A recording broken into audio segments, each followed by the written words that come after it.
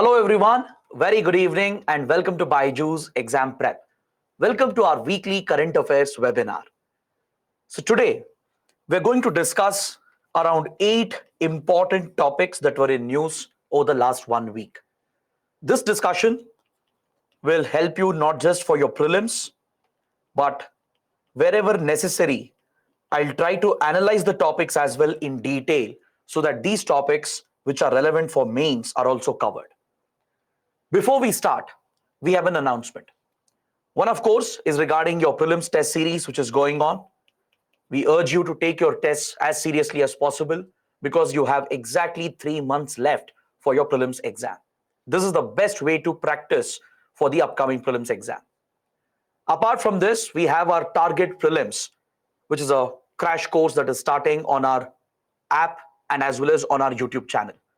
From tomorrow, we'll have a few strategy sessions which will go live on YouTube. Don't forget to join these sessions live from 1st March to 6th March. We're going to discuss the strategies that you need to cover all these important subjects and topics in the next 90 days. All right, so please make sure you take the maximum benefit out of all these sessions that we are providing. So let's start today's discussion by looking at the topics I'm going to cover today. There are topics from environment and ecology, governance, economy, international relations, and history as well.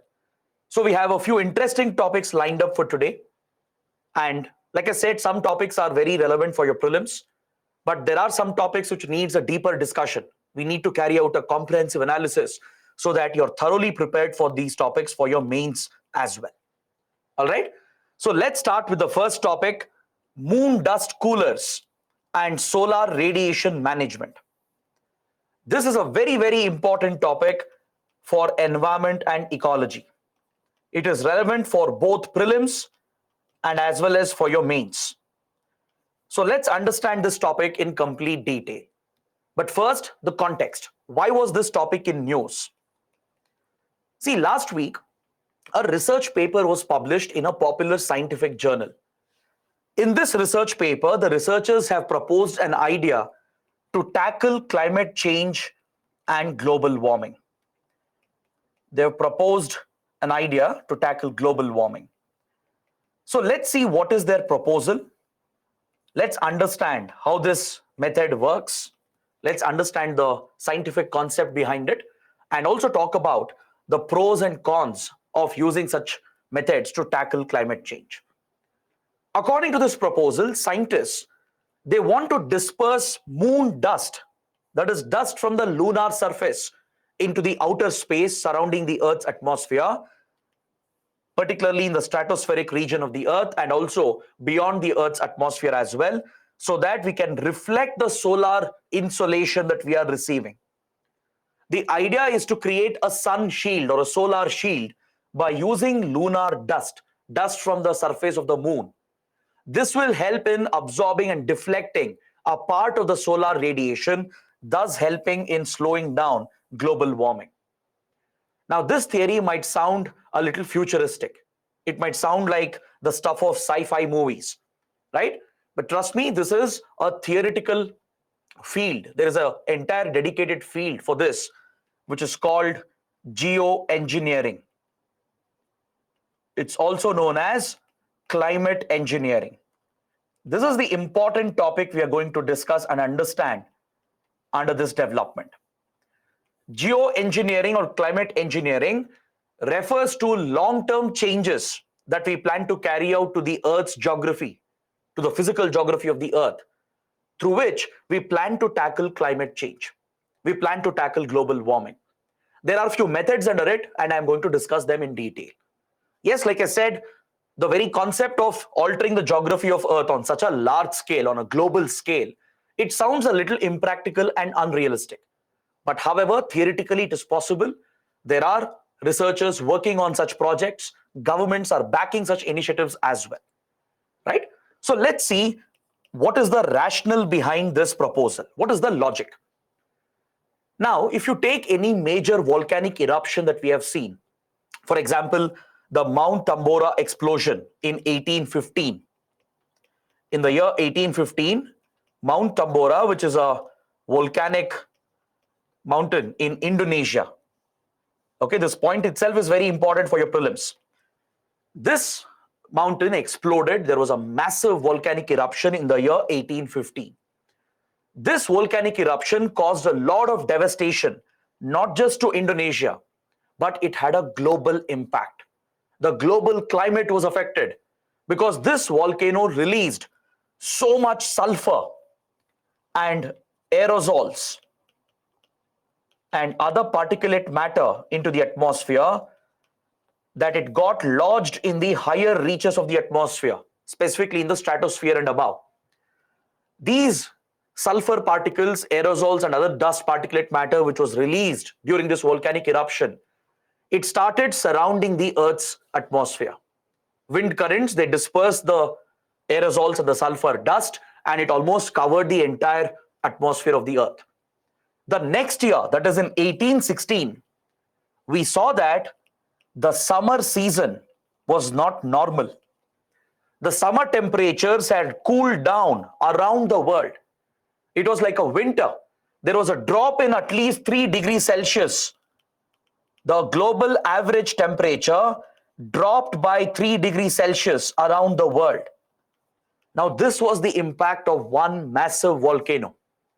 There are other studies which point to similar volcanic eruptions in the past, which have introduced a long period winter or an ice age lasting many, many seasons. Understood? This, in fact, has inspired many works of fiction as well, many horror novels like the Frankenstein's monster, vampire, many popular paintings. Edvard Munch's famous painting, The Scream, was also inspired by this massive volcanic eruption. All right, but these points are not relevant for the exam. It's just to make it more interesting, make it more understandable for you. This was such a mega volcanic eruption that it captured the popular imagination of people around the world. It was depicted in novels, in paintings, etc. So after the volcano erupted in 1815, the next year we noticed that the summer season had cooled down, not just in Southeast Asia, but around the world, because the aerosols and sulfur particles, they had spread around the atmosphere, and for many months they kept blocking the solar radiation. Only a part of the solar radiation was reaching the Earth, thereby leading to a global cooling of the Earth's atmosphere. This is what inspires the idea to manage solar radiation. Scientists believe that we can manage the amount of solar radiation we are receiving. Incidents like these, the volcanic eruption of Mount Tambora, gives the logic, the rationale behind it. If you introduce enough aerosols into the atmosphere, in the stratosphere and beyond, you can create a cooling. You can deflect and even absorb some of the solar radiation, reflect it back as well, and this helps in bringing down global temperatures. So this drives the idea of managing solar radiation by spraying aerosols, by introducing dust and other particulate matter, or even by installing reflective material, by placing reflective material in the higher reaches of the atmosphere. There is also a grand ambitious proposal of installing space mirrors in outer space, large reflective mirrors in outer space that can reflect a part of the solar radiation.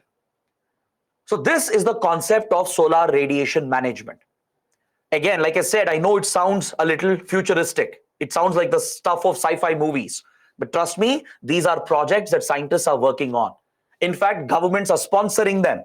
The US government is sponsoring many projects in the field of solar radiation management to tackle the future impact of global warming and climate change.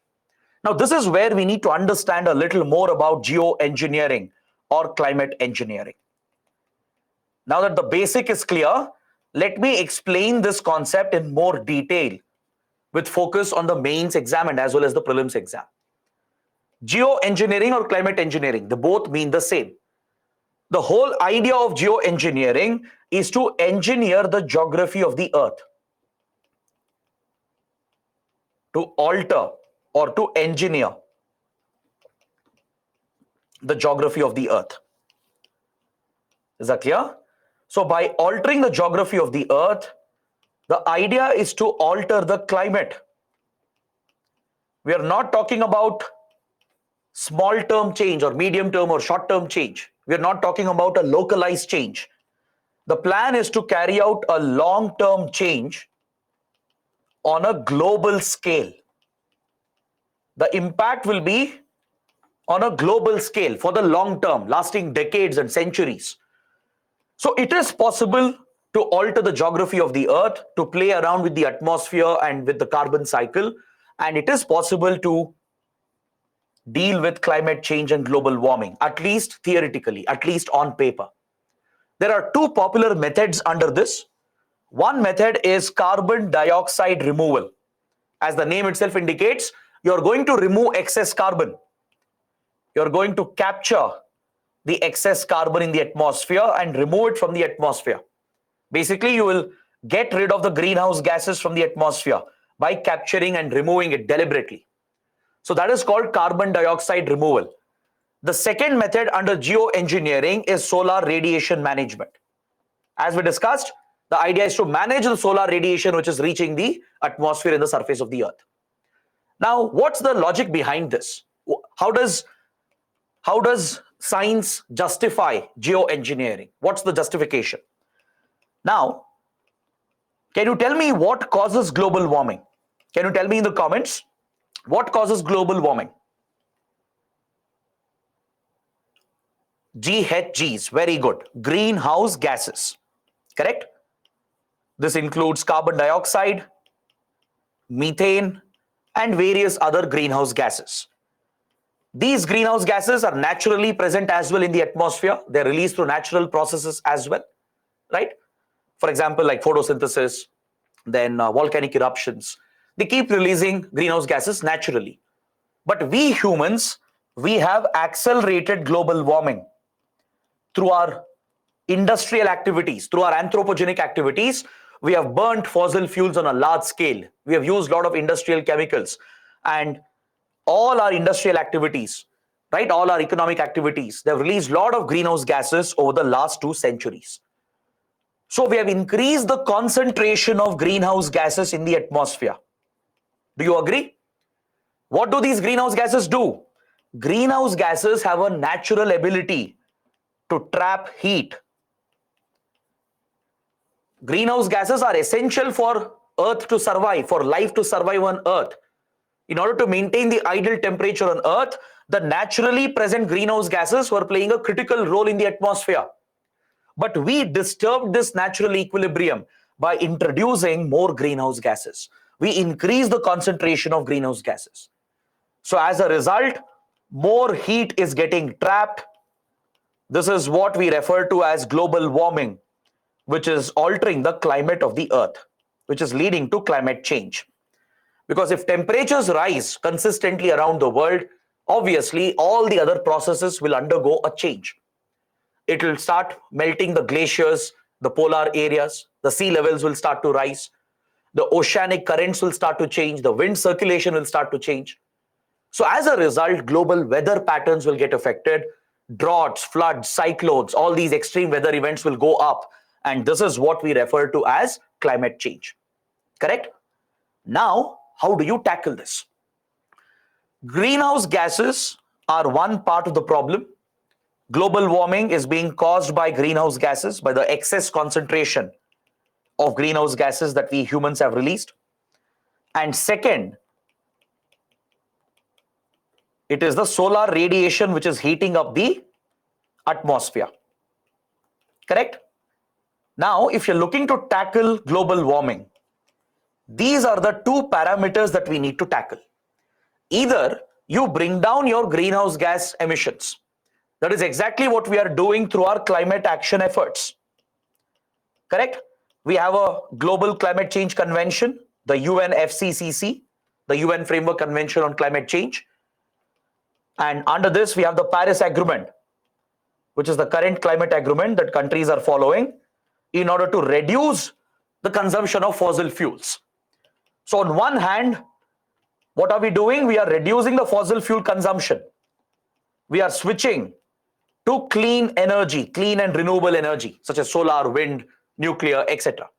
So the idea is to bring down the emissions, but that is one part of the action. This is not enough. Right now, we are falling behind our targets. According to Paris Agreement, the goal is to keep the rise in temperatures to under 2 degrees Celsius by the end of this century. And if possible, the ambitious target is to keep it under 1.5 degrees Celsius. That is, the rise in global average temperature should be kept under 2 degrees and if possible under 1.5 degrees in order to prevent irreversible climate change from happening. This is the goal of Paris Agreement. So on one hand, we are focusing on the long term, focusing on our economic activities and seeing how we can reduce our greenhouse gas emissions. But this alone, like I said, is not sufficient. That is why scientists, researchers, and few environmental organizations, they have come up with a radical solution. In order to speed up our climate action efforts, in order to tackle global warming on a larger scale, they have proposed geoengineering or climate engineering. That is to engineer the climate of the earth by altering the geography of the earth. So there are two methods here. One is carbon dioxide removal and second is solar radiation management. So to tackle greenhouse gases, which is part of the problem, the proposal under CO2 removal is to basically capture the greenhouse gases, artificially capture the greenhouse gases, or increase the natural carbon sequestration which takes place. I'm sure many of you would have read about carbon sequestration. Carbon sequestration is a part of carbon dioxide removal. Removing carbon dioxide and other greenhouse gases on a large scale from the atmosphere and storing it away in the depths of the earth. This is one of the technologies. I'll show you specific examples how this can be done. There are a few natural methods of doing it. There are artificial methods of removing carbon, capturing carbon from the atmosphere and other greenhouse gases and locking it away and storing it away in the depths of the earth. This is carbon dioxide removal. You are basically removing the excess greenhouse gases on a large scale, on a global scale. Second method is solar radiation management. You basically cut the solar insolation that we are receiving. So thereby you tackle the second parameter. This is the only way you can do it. Either you reduce your greenhouse gas emissions, remove some of the greenhouse gases from the atmosphere, and second, somehow come up with a technology through which solar radiation itself can be deflected. A part of the solar rays can be deflected, thus helping in cooling down the atmosphere. Understood? I hope the concept is very clear. It's very simple. Now, let me show you what kind of technologies have been proposed. This graphic here gives you a very clear-cut idea. I'll discuss some of them and immediately you'll understand what kind of technologies have been proposed under the field of climate engineering or geoengineering. Now, for example, look at this. Promoting afforestation, increasing your forest cover. This itself is a type of carbon removal. Do you agree? By increasing your forest cover, by planting more trees, by protecting your forest cover, you're providing for removal of the excess carbon and greenhouse gases from the atmosphere. It is getting locked away in the trees and plants, in the soil system, right? For many years, many centuries, the carbon will remain locked away in the other parts of the earth. It will not be present in the atmosphere. Because human activities, they have disrupted the carbon cycle. We have broken the natural equilibrium that exists in the carbon cycle by adding more carbon into the atmosphere, by adding other greenhouse gases into the atmosphere.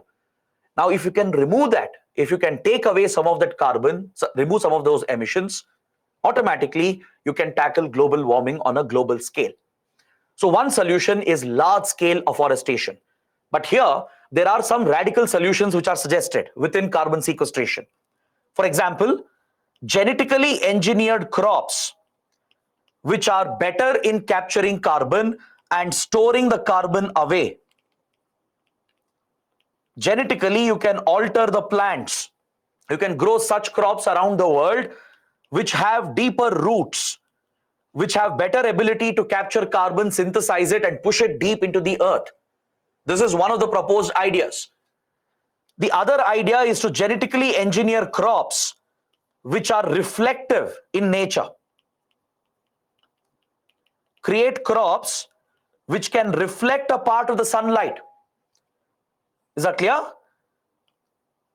You basically increase the albedo of the Earth's surface. Albedo refers to the reflective capacity of an object. Understood? Every object has a certain reflective capacity. What amount of radiation does it reflect? If you increase the albedo of the Earth, if you can reflect more sunlight out into the atmosphere, back into outer space, then you're automatically managing solar radiation. There is a proposal to create genetically altered crops which are more reflective. If they are promoted around the world, the theoretical idea is that more solar insolation will be reflected. It will not contribute to warming of the atmosphere because the albedo of the Earth would increase. A similar idea is to paint buildings and rooftops with high albedo material, high albedo white paint. If all the buildings on Earth, if all the houses, public institutions, government offices, private offices, and every other facility, if they are painted white with maximum albedo potential, with maximum reflective potential, right? Even this could increase the albedo of the Earth, thereby reflecting more sunlight, pushing sunlight back into the outer atmosphere. This is again a technique under solar radiation management. The other example is to install artificial trees. Basically, these are carbon sequestration plants. You can set up carbon sequestration plants on an industrial scale around the world.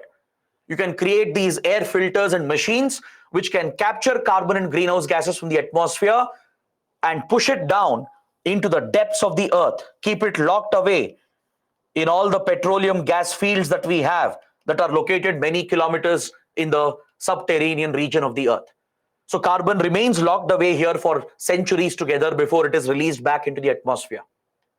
All right, this is a carbon dioxide removal strategy. It's called carbon sequestration.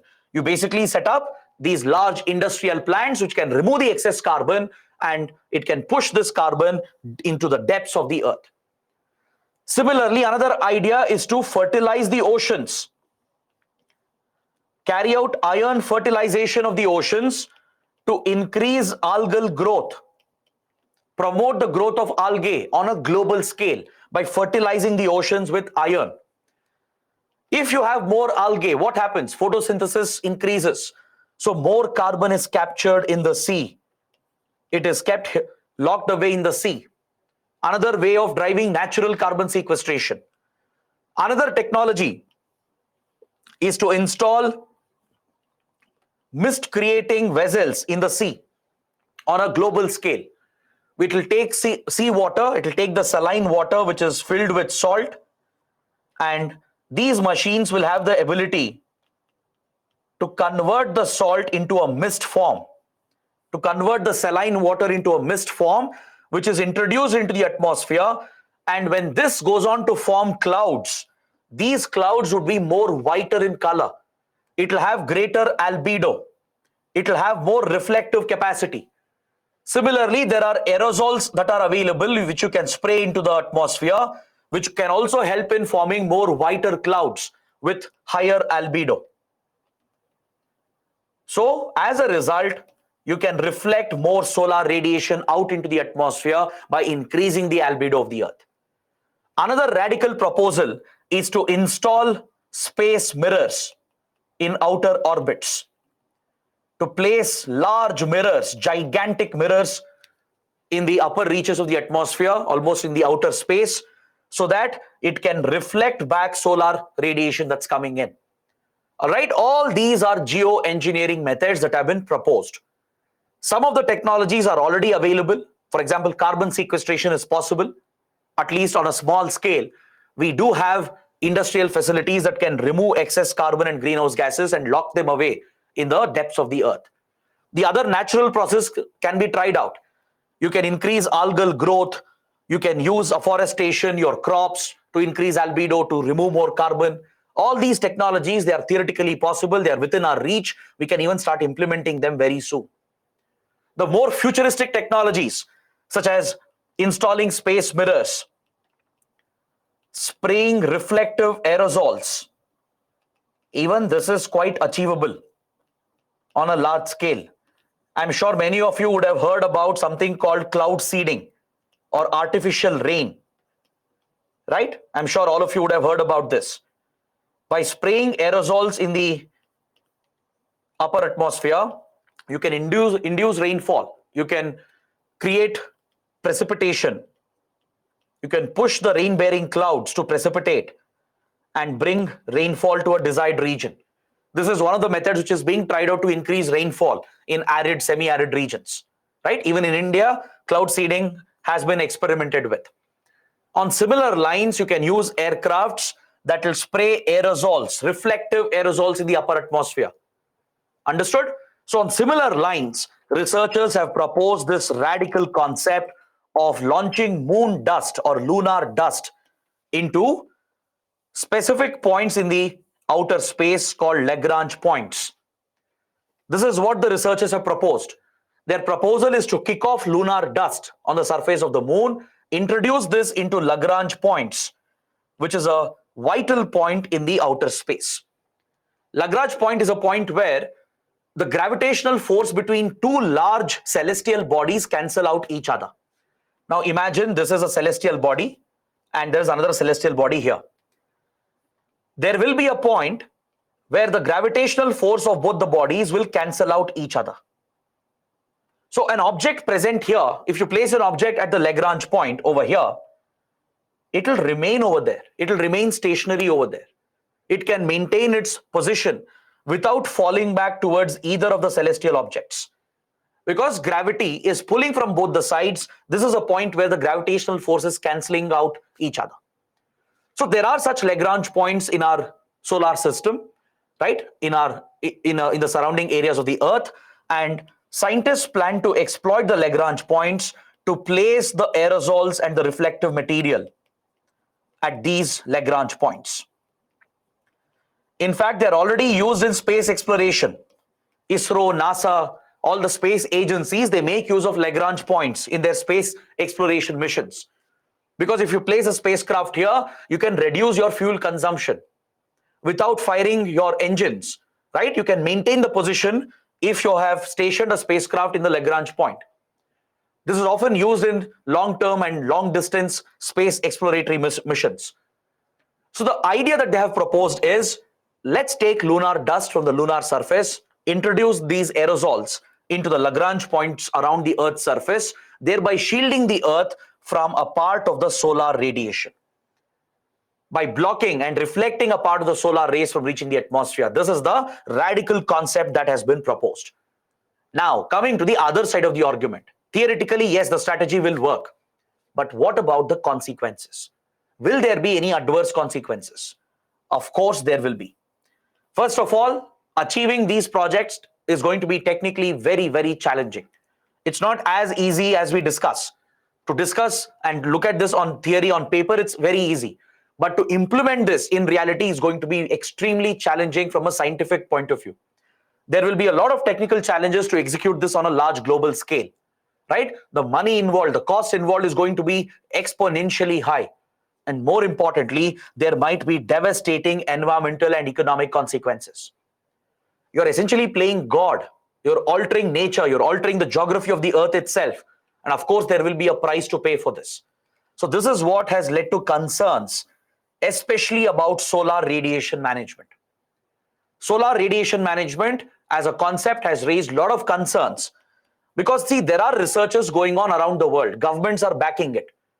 But the fear is if we start implementing them without enough debate, without enough discussions, are we prepared for dealing with the adverse consequences? If one country were to go ahead, let's say a developed country like US, let's say US goes ahead with a massive solar radiation project, and this has an adverse consequence on the global environment, on the global climate. If those negative consequences affect our economy, affect our lives, then who will pay for it? Will US compensate for the losses? Can you reverse those changes? Some of the changes might be irreversible because many of these elements are not under human control. These long-term changes, if it is ever carried out, it can lead to large-scale disturbances in every possible natural cycle. It's going to alter the temperatures around the world. It will alter the entire mechanism related to the water cycle, the rate of evaporation, condensation, precipitation, right? So thereby triggering more rains, leading to droughts in some places, leading to forest fires. The consequences are even unimaginable. It's going to trigger a vicious cycle. Even the wind currents, the atmospheric currents will undergo massive changes, which is beyond human control. This is something you can't control with science. Yes, the logic might be there, but to do this in reality on a global scale, it is beyond human reach. You might even do it, but you can't deal with the consequences, right? There could be unintended outcomes. If there is an uncontrolled drop in temperature, it is going to create complete chaos with regard to the global climate and global weather conditions. It could lead to more extreme weather events. It could lead to intense rainfall and extremely cold conditions in some places. It could lead to very high temperatures, droughts, and forest fires and land degradation in some other parts of the world. This will directly affect our agricultural productivity, right? Plants will start failing. They won't be able to function without the ideal conditions. And of course, it will affect the entire ecosystem.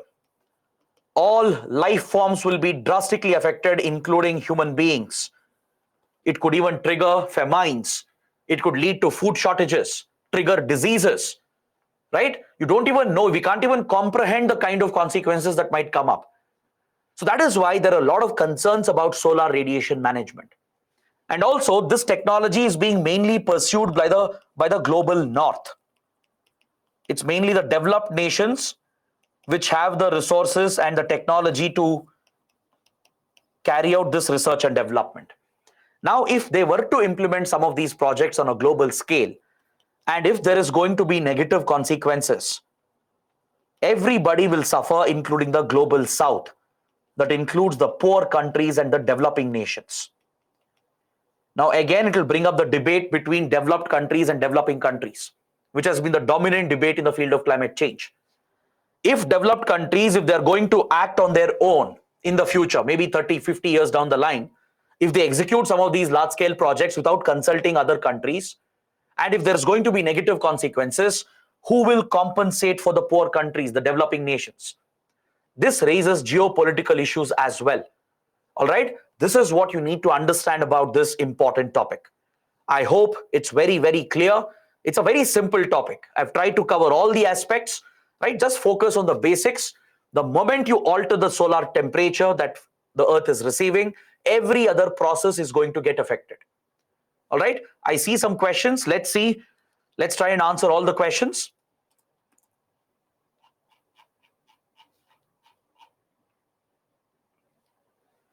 Anshita is asking, sir, won't carbon sequestration increase the temperature of inside of the earth? No. Carbon, if you lock it away in the earth's surface, in the depths of the earth's interior, that will not contribute any rise of temperature. Please understand how greenhouse gases work. Greenhouse gases are trapping radiation from the sun. If you're locking it away inside the earth's surface, there's no heat to trap, right? The greenhouse gases, the molecules, let's say carbon dioxide molecules, they have no heat to trap over there. They have the ability to trap only radiation from the electromagnetic spectrum. So it will not contribute to the heating of the earth. First of all, we already have a lot of carbon and other greenhouse gases present in the interior of the earth as well. It does not directly contribute to the heating of the inside of the earth. Priyanka is asking, is geoengineering compatible with natural ecosystem sustainability? That's what I was answering. Definitely not. There are a lot of questions which are unanswered. There are a lot of adverse consequences which will come up. So it's not entirely compatible with the long-term sustainability of our environment. Anish is asking, isn't greenhouse gases which is contributing heavily in increasing global warming? How much it will impact by not allowing solar radiation into the Earth's atmosphere? I discussed this concept as well. See, with regard to dealing with climate change, multiple approaches are being tried out.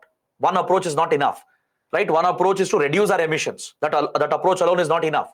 That is why these radical solutions are being thought about, which is to remove the greenhouse gases, the second method. The third method is to manage solar radiation. All right. So it's just a proposal, an idea through which we can quickly manage the solar radiation and global warming.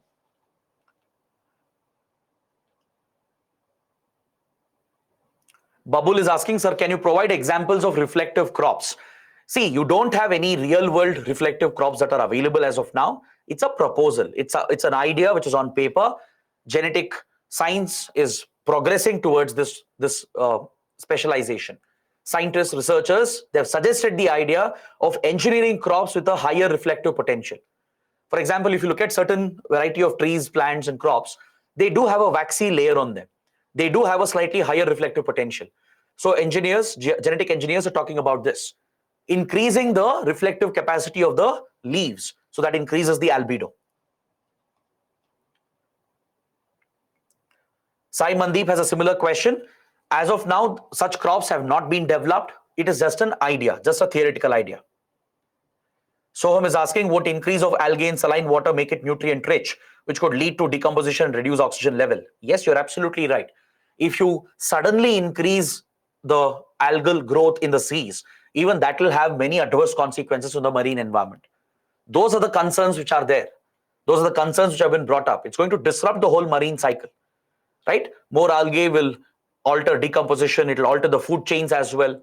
It could lead to many unintended consequences. That is why everyone is urging caution on these technologies.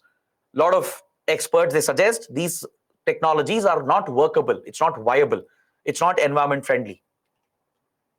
Mohammed is asking, misting vessels, what does it mean, sir? It basically, misting vessel creates mist. It takes saline water, turns it into a mist, into vapor, and the salt crystals will travel along with the vapor to the higher reaches of the atmosphere. In the stratosphere, they'll sit on the clouds, thus adding to the reflective potential of the clouds. It will make the cloud more white, increasing the albedo. Deepali has a similar question. So promoting algal growth can negatively affect marine life. Yes, you're absolutely right. Ramesh is asking, sir, why moon dust, not earth dust? See, taking earth dust from the earth's surface to the Lagrange points is going to be an impossible exercise. It's much more challenging, much more difficult to achieve. But from the moon, through controlled explosions, you can kick off dust from the lunar surface. That is the theoretical suggestion that has been proposed. All right. It's much easier to push lunar dust into the outer space, into the Lagrange points, than transporting earth dust. It is practically unviable to transport earth dust. There are many similar questions by Golem, Priyanshi. It's all regarding the negative effects. Prasanna is asking, sir, what are scrubbing towers, industrial scrubbers? See, industrial scrubbers, they are installed in chimneys. Industries, they emit a lot of emissions, right? In the furnaces where the fossil fuels are burnt, all the emissions are finally let out into the atmosphere through these chimneys.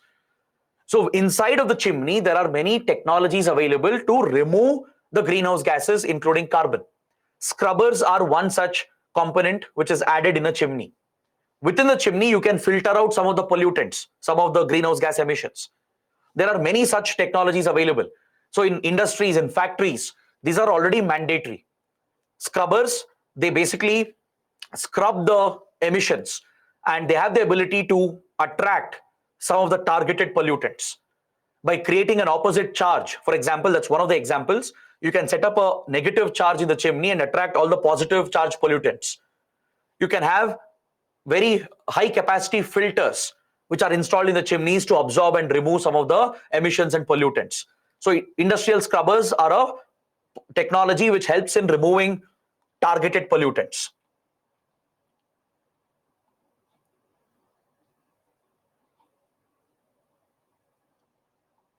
Okay, so guys, these are the questions. Now, let me give you a practice question. Let's see how many of you can answer this. Please read the question. I'll launch the poll as well. Which of the following statements are correct? Climate engineering is the intentional large-scale intervention in the Earth's climate system to counter climate change by using carbon capture and solar radiation management technologies. That is the first statement. Second statement says carbon capture technologies are not expected to have any dangerous unintended consequences.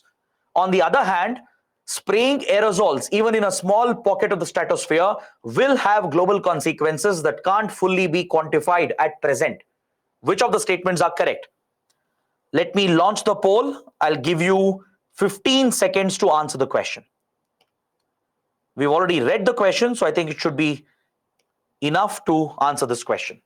Read it carefully. We've actually discussed these points. You just have to understand what the question is asking. You have 5 seconds to go.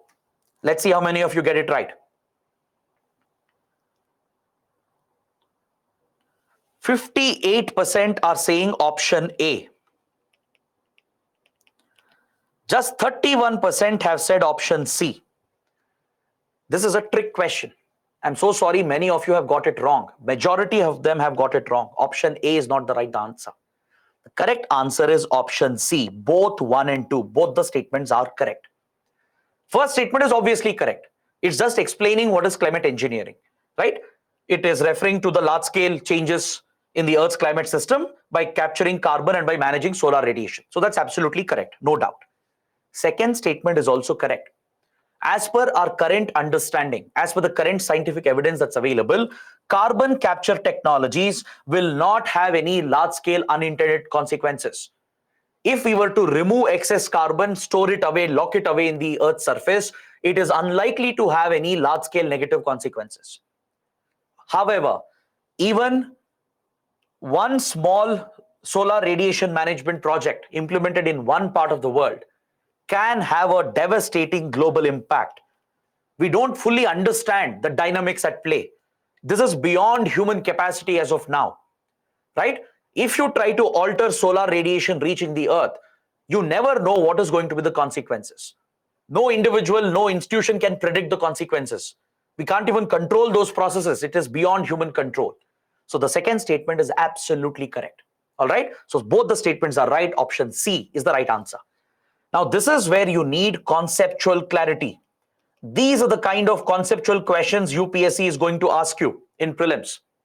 Even though you understood everything, you might trip on such points where it requires conceptual clarity. I stressed on one point when discussing. I told you solar radiation management is considered more dangerous as compared to carbon sequestration.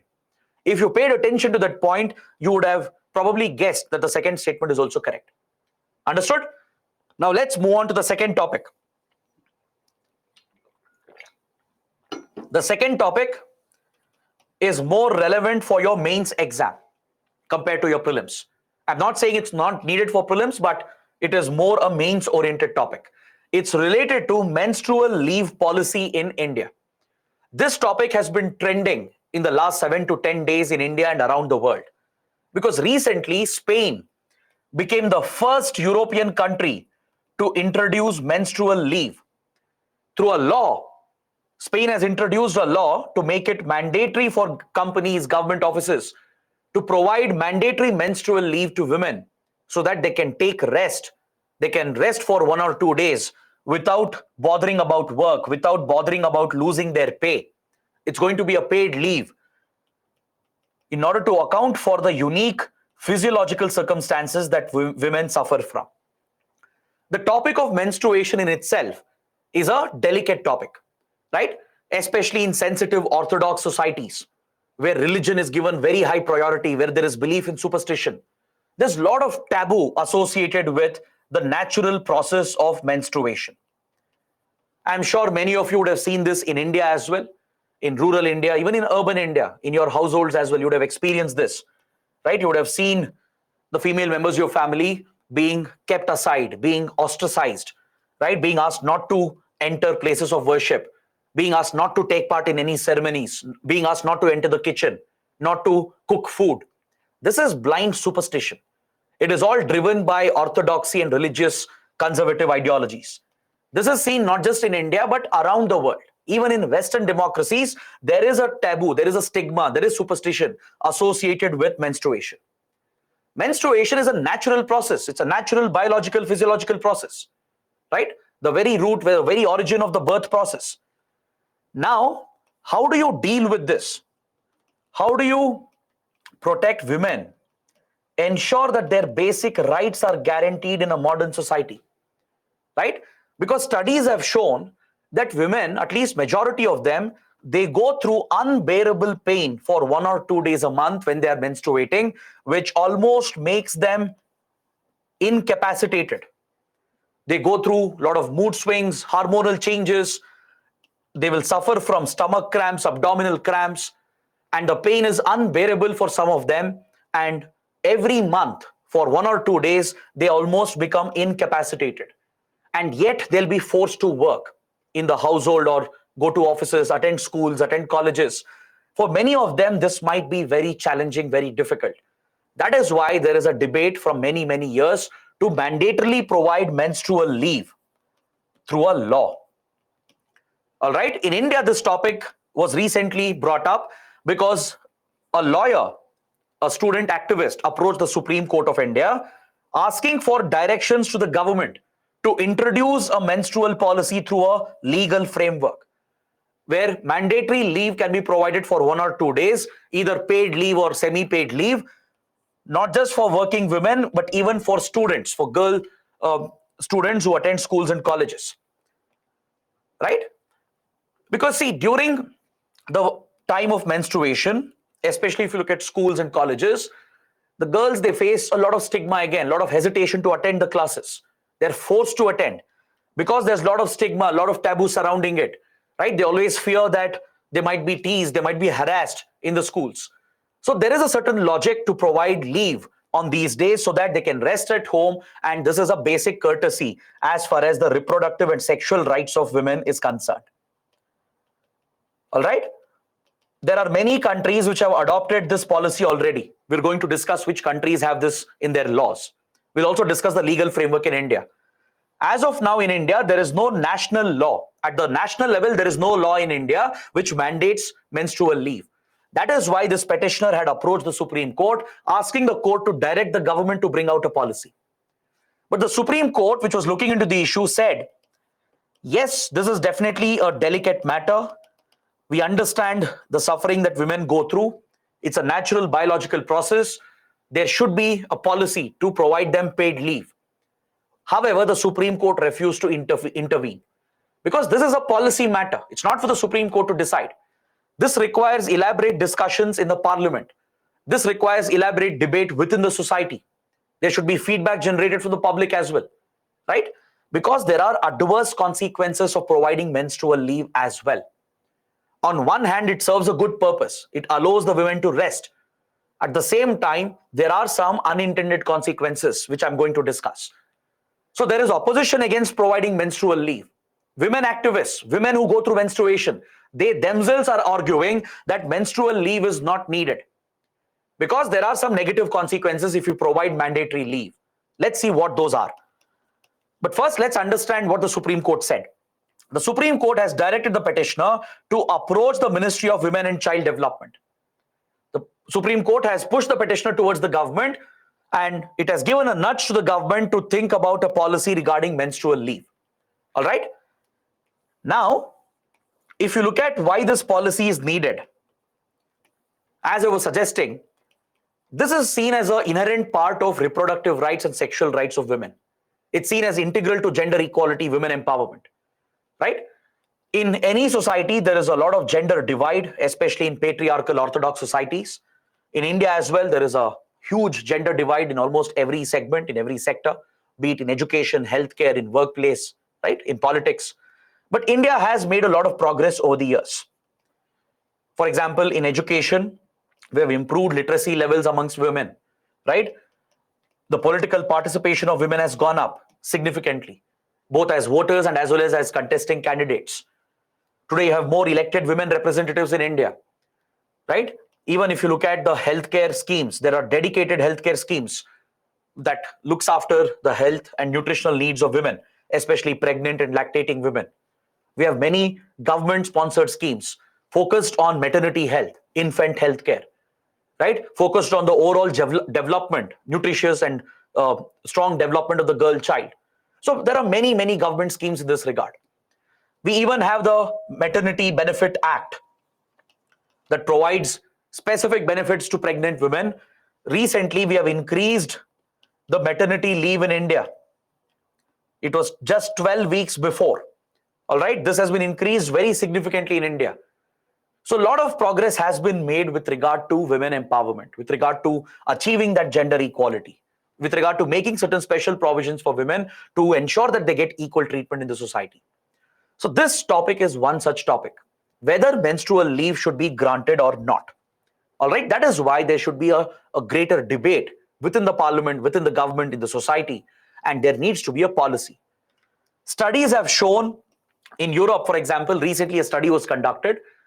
Almost majority of the women go through these uncomfortable circumstances where they are not able to work. They're not able to carry on their day-to-day activities when they are menstruating. So there is a scientific rationale, a scientific basis for allowing the women to rest because their productivity is getting affected. This is linked to their livelihood. Many women are pushing themselves beyond their strength just because they have to earn for their families, just because they have to sustain the income for the family, right? They need not be pushed to do this. That is the rationale behind it. If you grant them paid leave, if they are assured that their pay will not be affected, they need not apply for a leave, right? A mandatory leave will be given without questions asked. They need not give any proof, any records, right? If this is provided mandatorily, this will go a long way in helping women in taking that rest, in ensuring that their work, their career, their ability to attend schools and colleges is not affected. So there is a logic behind it, and that is the justification for providing menstrual leave. In India, for example, few states have taken the lead. Bihar was the first state in India. In 1990s itself, the then Lalu Prasad Yadav government introduced a policy in the labor laws. In the labor laws, it was made mandatory to provide menstrual leave, paid menstrual leave every month. Similar policy has been brought out by the government of Kerala as well. At a state level, you have these policies. There are many companies in India, many private firms, especially the new age startups. They've already introduced this policy. For example, at Byju's, we already have this policy. Zomato is another company, right? There are many startups, many private companies in India which have already introduced this policy on their own. But we still don't have a national policy. There is no national law. If you look at the global framework, there are many countries which have set an example. Indonesia, Japan, South Korea, Spain recently, Zambia, even Philippines. They all have introduced these changes in their labor laws where companies are mandated to give rest to women. Either a half-day leave or 1 or 2 days paid leave or semi-paid leave, right? Some provision exists in these countries. So this is where we need to draw lessons from. We need to study the models of the other countries as well. Because see, there is opposition against granting menstrual leave because it can have negative consequences. And this is also a valid argument. If you start providing mandatory menstrual leave through a law, you might create a disincentive. You might end up creating a disincentive for companies from hiring women. For example, the Maternity Benefit Act, which provides for long-term leave for pregnant women, right? Especially to deal with after the childbirth and to look after the child. The leave period has been substantially expanded in India recently. It was just 12 weeks before, hardly around 3 months. Now this has been substantially expanded. Now many companies might see this as a disincentive.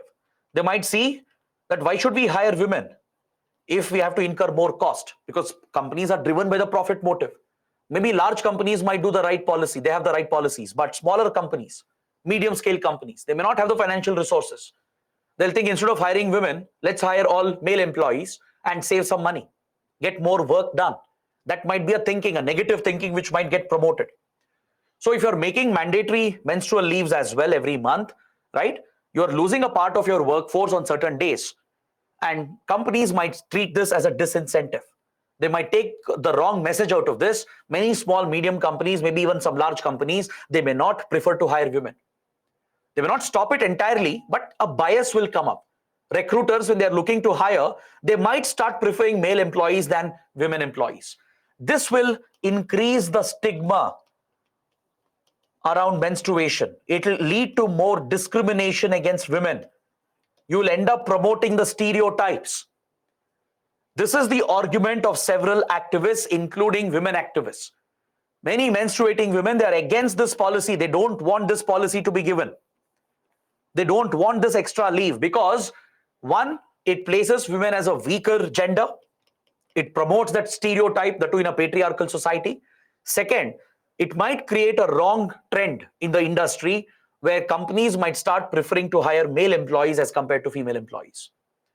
Right? This could end up becoming a counter policy. That is why there is opposition against providing menstrual leaves through a law.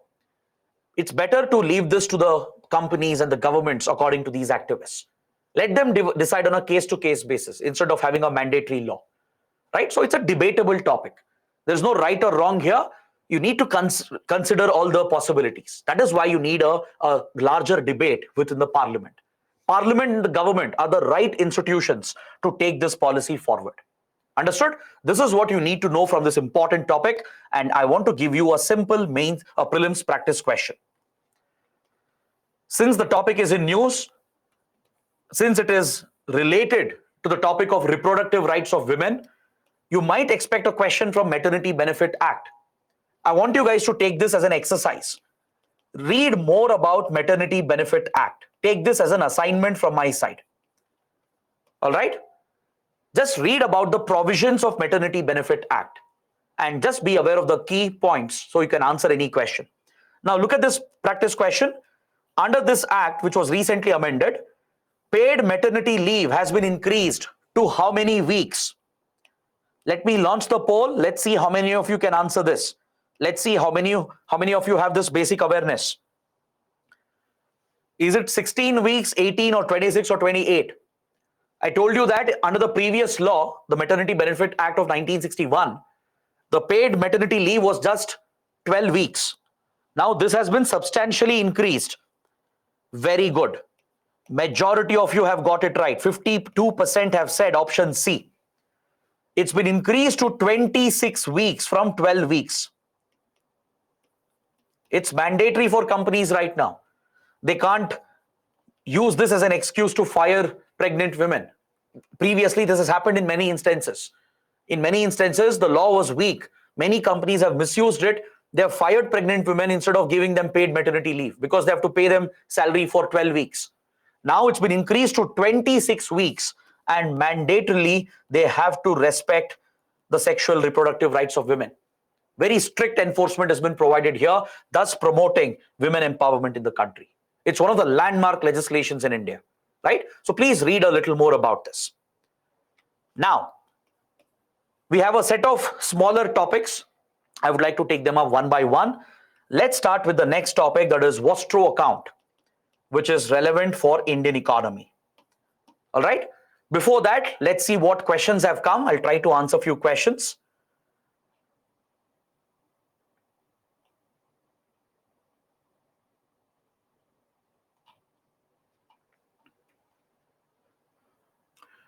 A student is asking, having such policy in schools can impact school curriculum. No, how will menstrual leave policy affect the school curriculum? If you mean to say that the student will miss school, miss classes, how will they cover those classes? It's just for 1 month a day, right? Anyways, students might fall sick, you might take leaves as well. It's not going to affect your school curriculum, your learning progress. The leave is just for 1 month a day, or maybe max 2 months a day. 2 days a month. Yashika is asking how menstrual policy has impacted women workforce in Kerala and Bihar. It has had a positive impact in general. Now, even if you look at the Indian startups, right, and the private companies which have the menstrual leave policy, it is actually helping the women workers to take rest on the days when they are menstruating. For 1 or 2 days, they get that much deserved rest. So it's all about how it gets implemented. On a national scale, we don't know how it might work, especially the smaller companies, the medium private firms, medium-sized companies. They might treat this as a disincentive. That is the concern. Raza says, sir, the only way forward is to provide leave without payment. What's the point of that? Women can anyways take leave without payment, right? They can apply for their regular casual leaves as well, right? Providing leave without payment does not serve the purpose. There should be a separate policy for this, a dedicated maternity leave, menstrual leave. Every month, 1 or 2 days, the leave has to be set aside.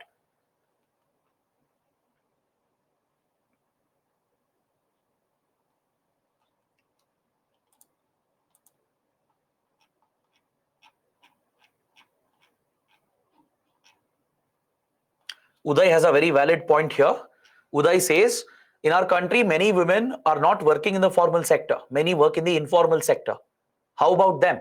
The policy will only help those who are working in the formal industries, in the large companies.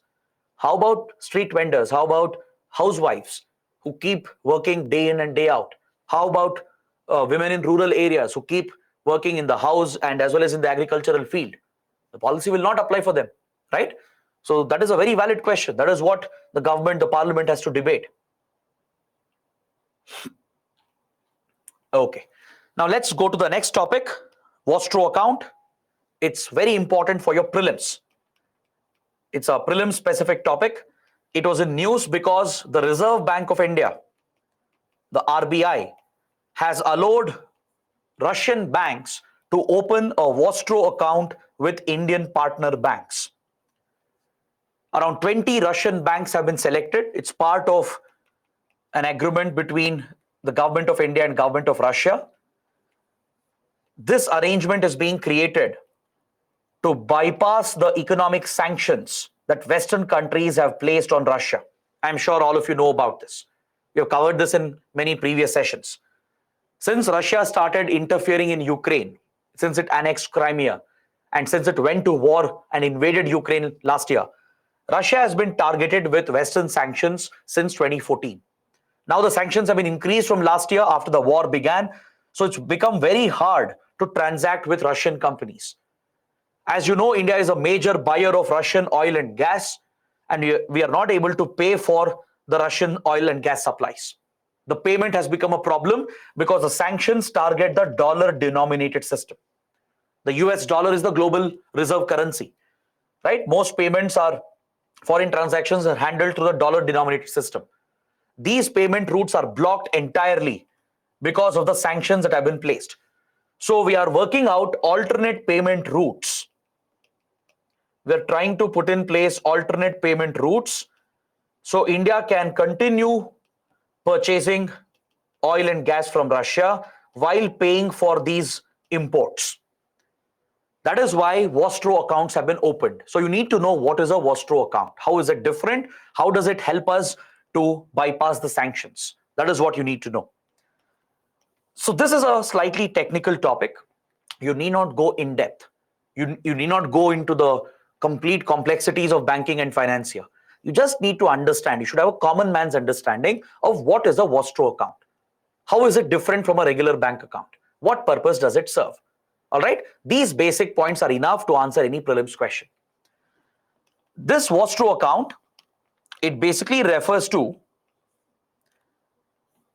an account that the Russian foreign bank will open in a domestic Indian bank.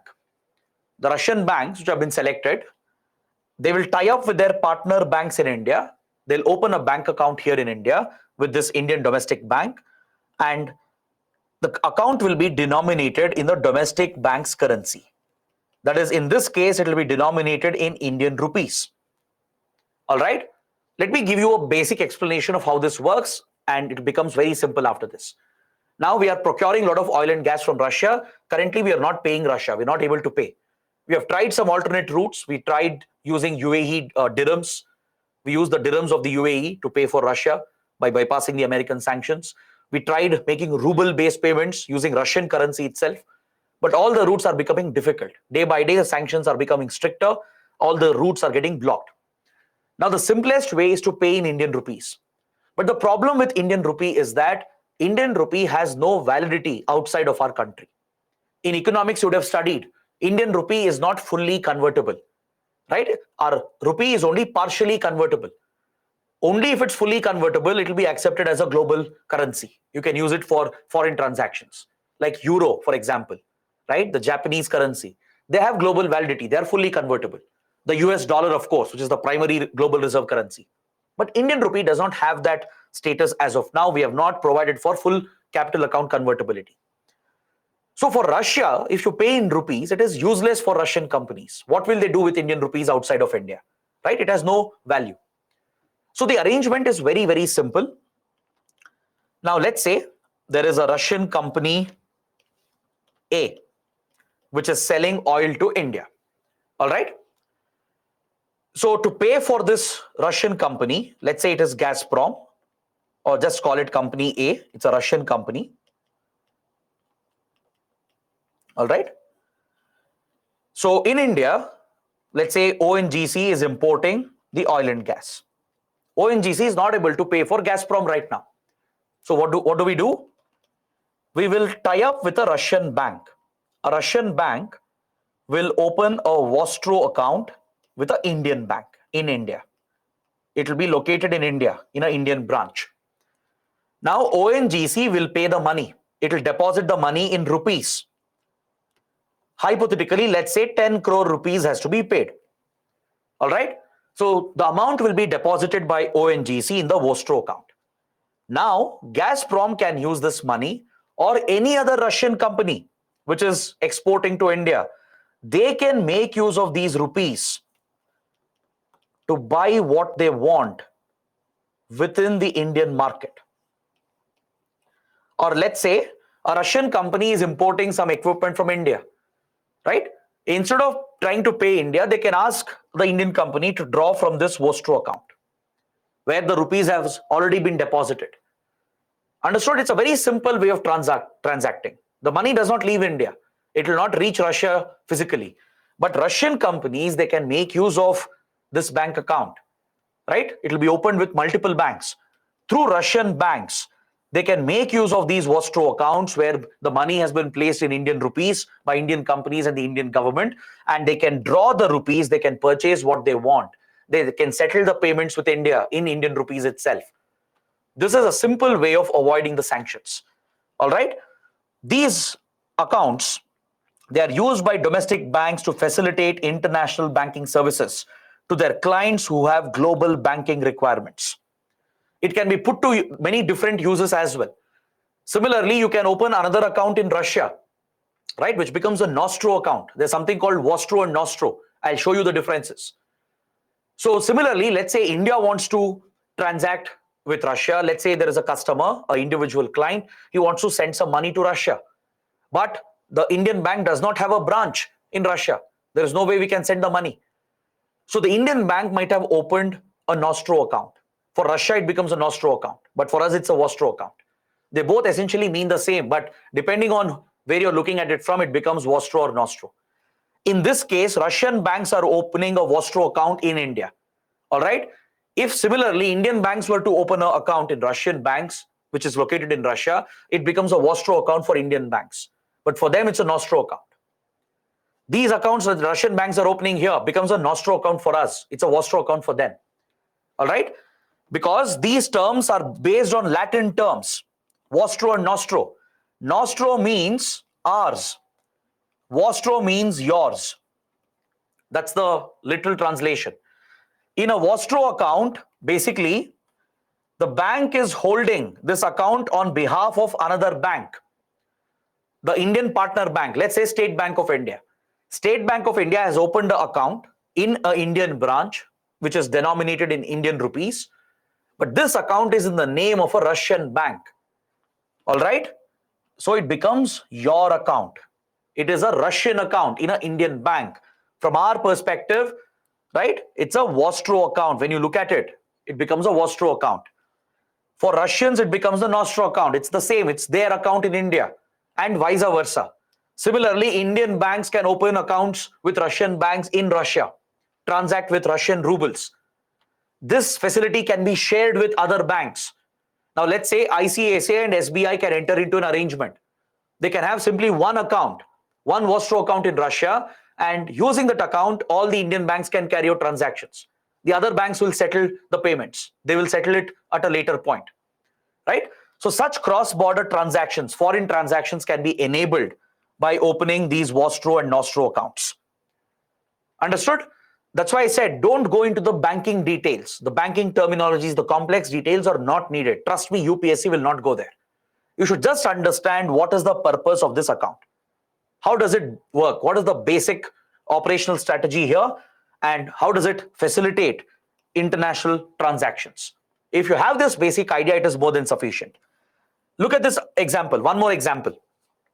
Let's say there is a bank A, an Indian bank. Let's call it State Bank of India. It has no branches in Russia. Let's assume it has no branches in Russia. There's another bank B, which has a branch in Russia. Let's say ICICI has a branch in Russia. Now, SBI wants to receive deposits in Russia. Let's say India has purchased something from Russia. Let's say ISRO has purchased something from a Russian company. We want to pay for that product, that equipment. ISRO would be dealing with State Bank of India, but SBI does not have a branch. It can rely on ICICI or maybe a Russian bank itself, open a Vostro account there, and settle the payments. This amount will be settled between the banks. The companies which are importing and exporting, which are carrying out the financial transactions, they can use these accounts, the money which has been deposited, to settle their payments for the imports and exports that are happening. All right? And the banks will settle the actual dues at a later date. Bank A will be paying Bank B. There will be deposits being received by Bank A. Bank A will be encashing the deposits as well. So all these transactions will be settled periodically between the banks. But it becomes easier for a customer, for a private company, to use these Vostro accounts to continue trading, to continue transactions with the other country without bothering about other payment systems. All right. So it's a way of simplifying foreign transactions. It'll help us bypass the American sanctions, and it'll facilitate international trade between India and Russia. It is with this intention that RBI has allowed 20 Russian banks to set up these rupee-denominated Vostro accounts in Indian banks. Through this, we will be able to bypass the SWIFT messaging system, which is dollar-denominated system. The SWIFT payment gateway is dominated by Western countries. Western banks, Western financial institutions, Western central banks, they completely control the SWIFT messaging platform, right? Through this, most of the foreign transactions happen which are denominated in US dollars.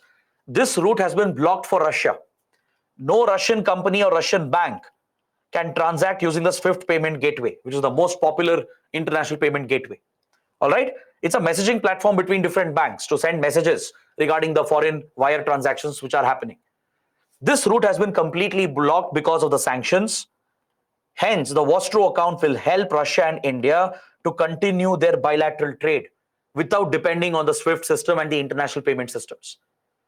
India will continue importing the oil and gas, and whatever bill we incur, we will pay them through this alternate payment system. The money will be deposited in Indian rupees, all right? And the Russian companies can start paying for their imports from India, or they can even push this back to India as an investment.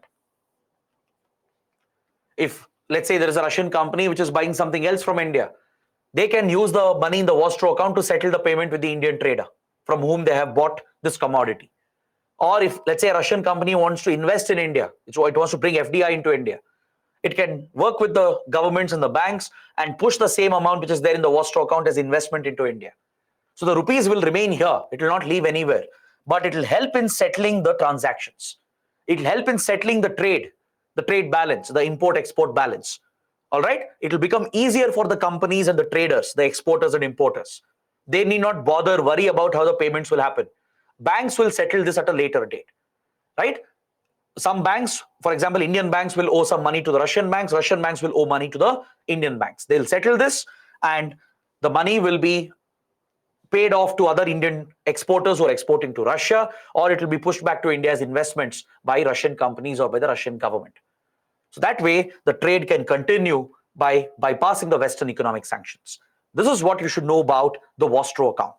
All right? Vostro, Nostro, it basically refers to the same account. Depends on how you're looking at. Where are you looking at from? All right? So from a Russian context, what is Vostro becomes Nostro account from the Indian context. Yours and ours. Right? If their account is opened here in India, it is their account. Similarly, if we open an account there, it's our account. Right? So based on that, you can easily determine whether it's Vostro or Nostro account. All right? So that is the basic knowledge you need to have. Next, another important topic related to Russia. It's from international relations. Russia has suspended the New START treaty, a very, very big development of the last week. I'm sure many of you would have read about this. You would be familiar with the topic, but still, trust me, it's worthy of discussing again. It's very important for your prelims. and all the more important for your mains exam. So let me explain what the START treaty is all about. What is New START? Why is it important? Why has Russia quit the treaty? You need to understand the entire background as well. All right, you can expect an entire mains question on this topic. This topic is in news because Russian President Putin recently declared that Russia will stop participating with the terms of the New START treaty. Russia said it is unilaterally suspending its involvement with the New START treaty. START stands for Strategic Arms Reduction Treaty. That is the expansion of START, Strategic Arms Reduction Treaty. All right? It is a treaty meant for reducing the arms stockpile, the weapons stockpile. What kind of weapons? Strategic weapons. That is nuclear weapons. To keep the nuclear stockpile of both the countries under check, to keep a limit on their nuclear warheads, on the stockpile of their nuclear weapons, and also their delivery systems. This treaty has been signed. All right? Russia has said that US and Western countries are targeting Russia's nuclear arsenal. They are deliberately trying to destroy Russia.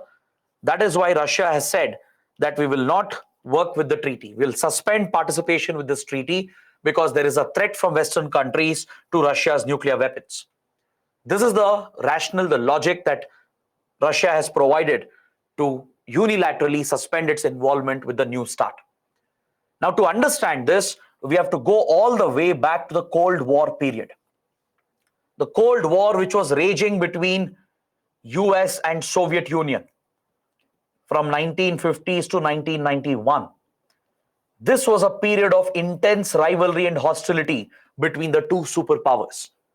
After the Second World War, the world was divided by the Cold War. It was a geopolitical rivalry involving secret covert wars between them. It was an ideological divide as well. US and the Western countries, they represented democracy and capitalism.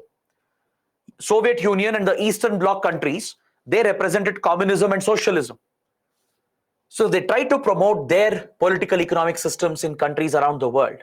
They tried to gain influence in every country. They tried to counter the influence of the rival.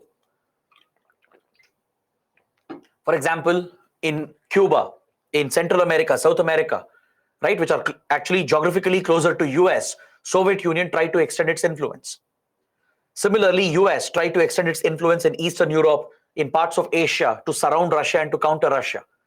This diplomatic geopolitical covert war is referred to as the Cold War. So when tensions were increasing between them, both started accumulating nuclear weapons on a massive scale. You'll be shocked if I tell you the scale of the stockpiling they had done. During the peak of the Cold War, the stockpile of nuclear weapons delivery systems between US and Soviet Union had reached more than 80,000. They had 80,000 plus warheads combined. This was what was known in the public domain. Secretly, they would have had even more. So more than 80,000 nuclear warheads, nuclear weapons had been assembled by US and Soviet Union at one point. Now, when you have such high tensions between two major powers that possess nuclear weapons, which are placing their fingers on the trigger, ready to fire the weapons if tensions increase, the chances are very high that accidents and miscalculations might happen. One side might misjudge the moves of the other side, and they might carry out a miscalculation and might accidentally get into a nuclear war. Even a small escalation, a small resolvable conflict might quickly escalate in such a scenario where there is a nuclear arms race going on between the superpowers. When arms race gets triggered between two major powers, it always increases tensions. Both sides will be wary because they don't know when the other side will attack. They'll become more cautious, ultra cautious, and they'll become more prone to launch the first attack. Even if there is no real threat, they might miscalculate, they might misread the intelligence, they might misread the intentions of the other side, and they might launch the first strike. Right? And with such a large nuclear stockpile, any such miscalculation and accidental nuclear war would have devastated the earth, right? 80,000 nuclear warheads is massive. This is what they had built up during the Cold War period. You can see the graph here. In 1960s, they came very, very close to exchanging nuclear weapons during the Cuban Missile Crisis in 1962. John F. Kennedy was the president. Soviet Union tried moving nuclear weapons to Cuba. It started stationing them on Cuba, which is located right next to the coastline of the US. Right next to the coast of Florida, to the east coast of the US, you have Cuba, right? An island country in the Atlantic. Soviet Union, which is an ally of Cuba, which is a leftist communist country, had started moving nuclear arsenal, which was within launching distance of the US. So when US picked up this intelligence, it tried to intercept the Russian shipments, and this led to a tension, a standoff, and they came very, very close to exchanging nuclear weapons. If things had gone wrong, one miscalculation, one accident, one wrong decision could have possibly triggered a nuclear war during the Cuban Missile Crisis. It was a very, very tense period for US-Soviet relations and for the entire world. At that point, they had around 30,000, close to 29,000 nuclear warheads between them. So then they realized that this is very serious. We might actually get into a large-scale nuclear conflict. So attempts were made from 1970s to de-escalate, to create a mechanism to stabilize the relations and to give some trust and clarity to the other side regarding their strategic weapons, regarding their nuclear warheads, their nuclear bombs that they have assembled, and the delivery systems as well. That includes their long-range intercontinental ballistic missiles. This is not just about the warheads. It's about the eventual bombs you're going to assemble using the warheads. It's also about the delivery platforms, land-based delivery platforms like ICBMs, intercontinental ballistic missiles, which are long-range missiles, even the intermediate range missiles, which have a shorter or a medium range, then fighter jets and bombers, strategic bombers, which can deploy and deliver nuclear weapons. Both sides have hundreds of strategic bombers, thousands of fighter jets. This includes your submarine-launched ballistic missiles as well, right? Missiles which can be launched from ships and submarines. So they had built up a massive stockpile of their nuclear arsenal. These are strategic weapons meant to create a deterrent. But in the business of deterring the enemy, they might themselves get into the war by launching the first attack because of a miscalculation. That is why, to create the trust, to bring more clarity regarding the nuclear capabilities of the other side, a treaty became essential. And the first treaty to be signed was SALT I and SALT II, Strategic Arms Limitation Treaty. All right? Strategic Arms Limitation Treaty, or SALT. SALT I and SALT II. They both placed limitations on their nuclear arsenal. They were directed to bring down their nuclear arsenal and stockpile. These treaties did not work very effectively because tensions were still very high. It was not properly enforced and implemented between both the sides. But this marked the beginning for arms reduction treaties between the two superpowers. Based on the progress made through the SALT treaty, they worked out the INF, Intermediate Nuclear Forces Treaty, the INF treaty. It was signed in 1987 with very strict targets to deal with short-range and medium-range missiles that could deliver nuclear weapons. This treaty functioned effectively for more than 30 years. It was recently in 2019 that US quit INF treaty, followed by which Russia also quit the INF treaty. Until 2019, INF treaty was in operation. Both sides were following it. It basically restricted both the sides from deploying short-range, medium-range ballistic missiles which can carry nuclear weapons closer to the other country. Essentially, US was prohibited from stationing intermediate-range nuclear weapons closer to Russian borders. Similarly, Russia was prohibited from stationing and deploying these intermediate-range nuclear weapons closer to the American borders. This treaty played an important role in keeping tensions under check and it's successfully brought down the arms race for almost 30 years.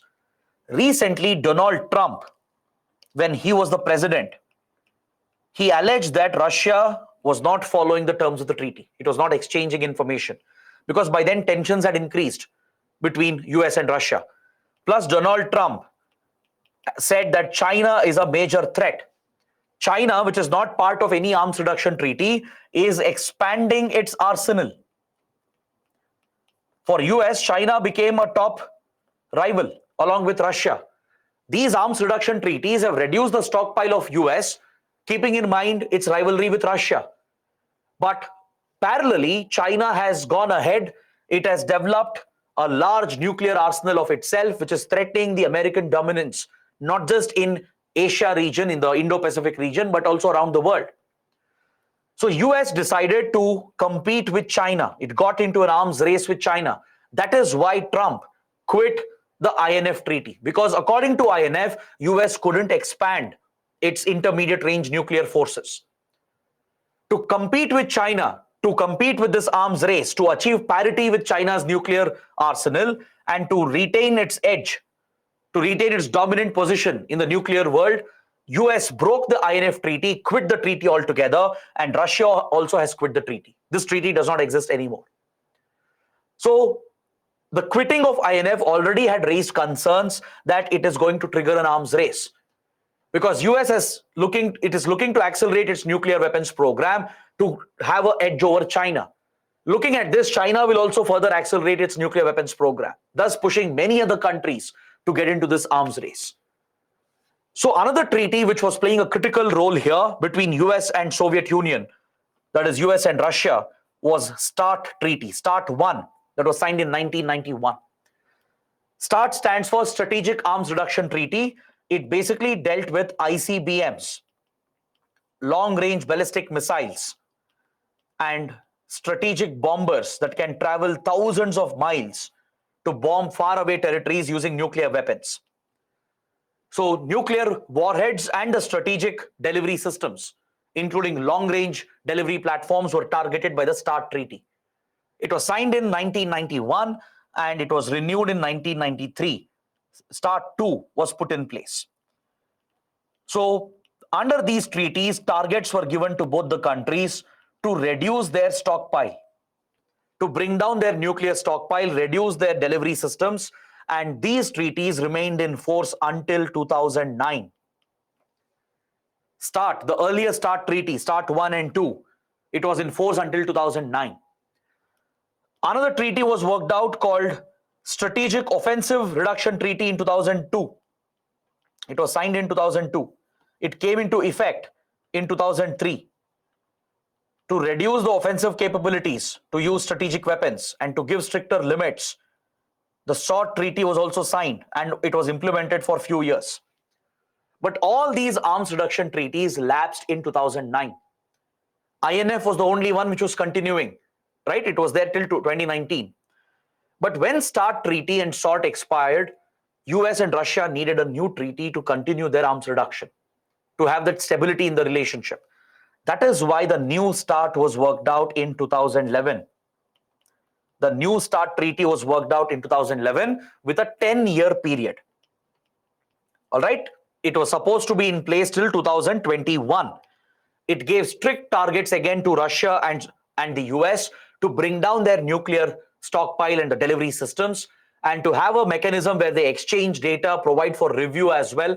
So both of them have clarity and confidence in each other. They understand what is the capability of the other side. They know that the other side is not going to attack them. The idea is to prevent the arms race, a mindless arms race, and to give more clarity and confidence in the relationship. So new START was implemented from 2011 to 2021. And as it was about to expire, it was extended recently for 5 more years. All right? It was signed in 2010 between President Barack Obama and then Russian Prime Minister Dmitry Medvedev. It came into force in 2011 and it was implemented until 2021. When Joe Biden was elected to office, it was renewed for 5 more years, that is until 2026. So New START treaty was the only arms reduction treaty between US and Russia. And now Russia has suspended this treaty. Let's see the provisions. Under the New START, both countries were mandated to reduce their nuclear arsenal to 1,550 strategic warheads. From the peak of 39, 40,000 that they had, at one point they even had 79, 80,000, right? From the peak of this, they had brought down the stockpile because of all these arms reduction treaties. Now the new mandate was 1,550 warheads are enough to maintain their deterrence. And they're not allowed to maintain more than 700 ICBMs, long-range missiles, and strategic bombers. There is a clear cap on the delivery systems as well. All right? Next, there is a limit for each country. They can deploy, they can have only 800 launch and delivery vehicles, both deployed and non-deployed put together. The total number of launch vehicles they can have, the launch vehicles and delivery systems, is capped at 800. Whether it's deployed into active duty or not, the maximum they can have is 800. And to check, to review whether the other side is following these commitments, it provided for a surprise inspection from the other side. Each side gets 18 short notice visits. In a year, they can visit the other country 18 times on a short notice of just 32 hours, so that the other side cannot manipulate and hide their nuclear facilities and arsenal. Now, US, it can issue a notice to Russia saying within 32 hours, you have a team coming. An American team is coming to your nuclear base to check your nuclear stockpile and your nuclear weapons. Russia has to give them access within 32 hours. Similarly, Russia also has to do the same, and US also has to do the same. If Russia wants to inspect American nuclear stockpile, if it requests a short notice visit, US has to arrange the visit within 32 hours. So 18 such visits are allowed in a year. The surprise inspection will help in conducting a review for themselves to see whether the other side is following the treaty, whether they are not breaching the treaty. They can seek access to their nuclear bases where the warheads are being stored, where the bombers and the missiles are being stored. They can inspect it for themselves, and this is the facilitation that they had created between themselves. Under the treaty, they were even exchanging data. Twice a year, they would exchange data regarding their nuclear arsenal, their nuclear bases, facilities, etc. If they came up with any new plan, if they were accelerating their nuclear arsenal program, or if they were destroying some of the stockpile, any changes, they would notify the other side. Prior notice would be given. Similarly, between India and Pakistan, we have an agreement. Every year, we exchange a list of our nuclear facilities. India tells Pakistan where the key nuclear facilities of India are located. Similarly, Pakistan informs India. Right? On the 1st of January every year, we meet, both sides exchange a list of their nuclear facilities. And we have an agreement under which India and Pakistan are prohibited from targeting the nuclear sites of the other country. If we ever go to war, Pakistan cannot attack our nuclear facilities. Similarly, India cannot attack Pakistan's nuclear facilities. So to know where they are located, we exchange the list every year. Similar arrangement is there between US and Russia under the treaty. They exchange all this information, and they were given a 7-year deadline to achieve the targets to reduce their stockpile and their delivery systems. Right? New START was a big success. By 2018, both sides had reduced their stockpile. The number of delivery systems had gone down. So it was actually playing a positive role, but unfortunately, it has been disrupted since 2018. Because see, from 2014 itself, tensions started rising between US and Russia. Why? Because Russia meddled in Ukraine as it feared Western dominance, Western influence rising in Ukraine. As Ukraine was looking to sign a treaty with European Union, as there was a massive protest in Ukraine in favor of Western countries, and there was a change in government which favored the Western countries, Russia decided to punish Ukraine by annexing Crimea. It annexed the Crimean Peninsula. It even sponsored an insurgency in Ukraine. Immediately, this increased tensions between Russia and Western countries, and US imposed sanctions against Russia. Then came the pandemic.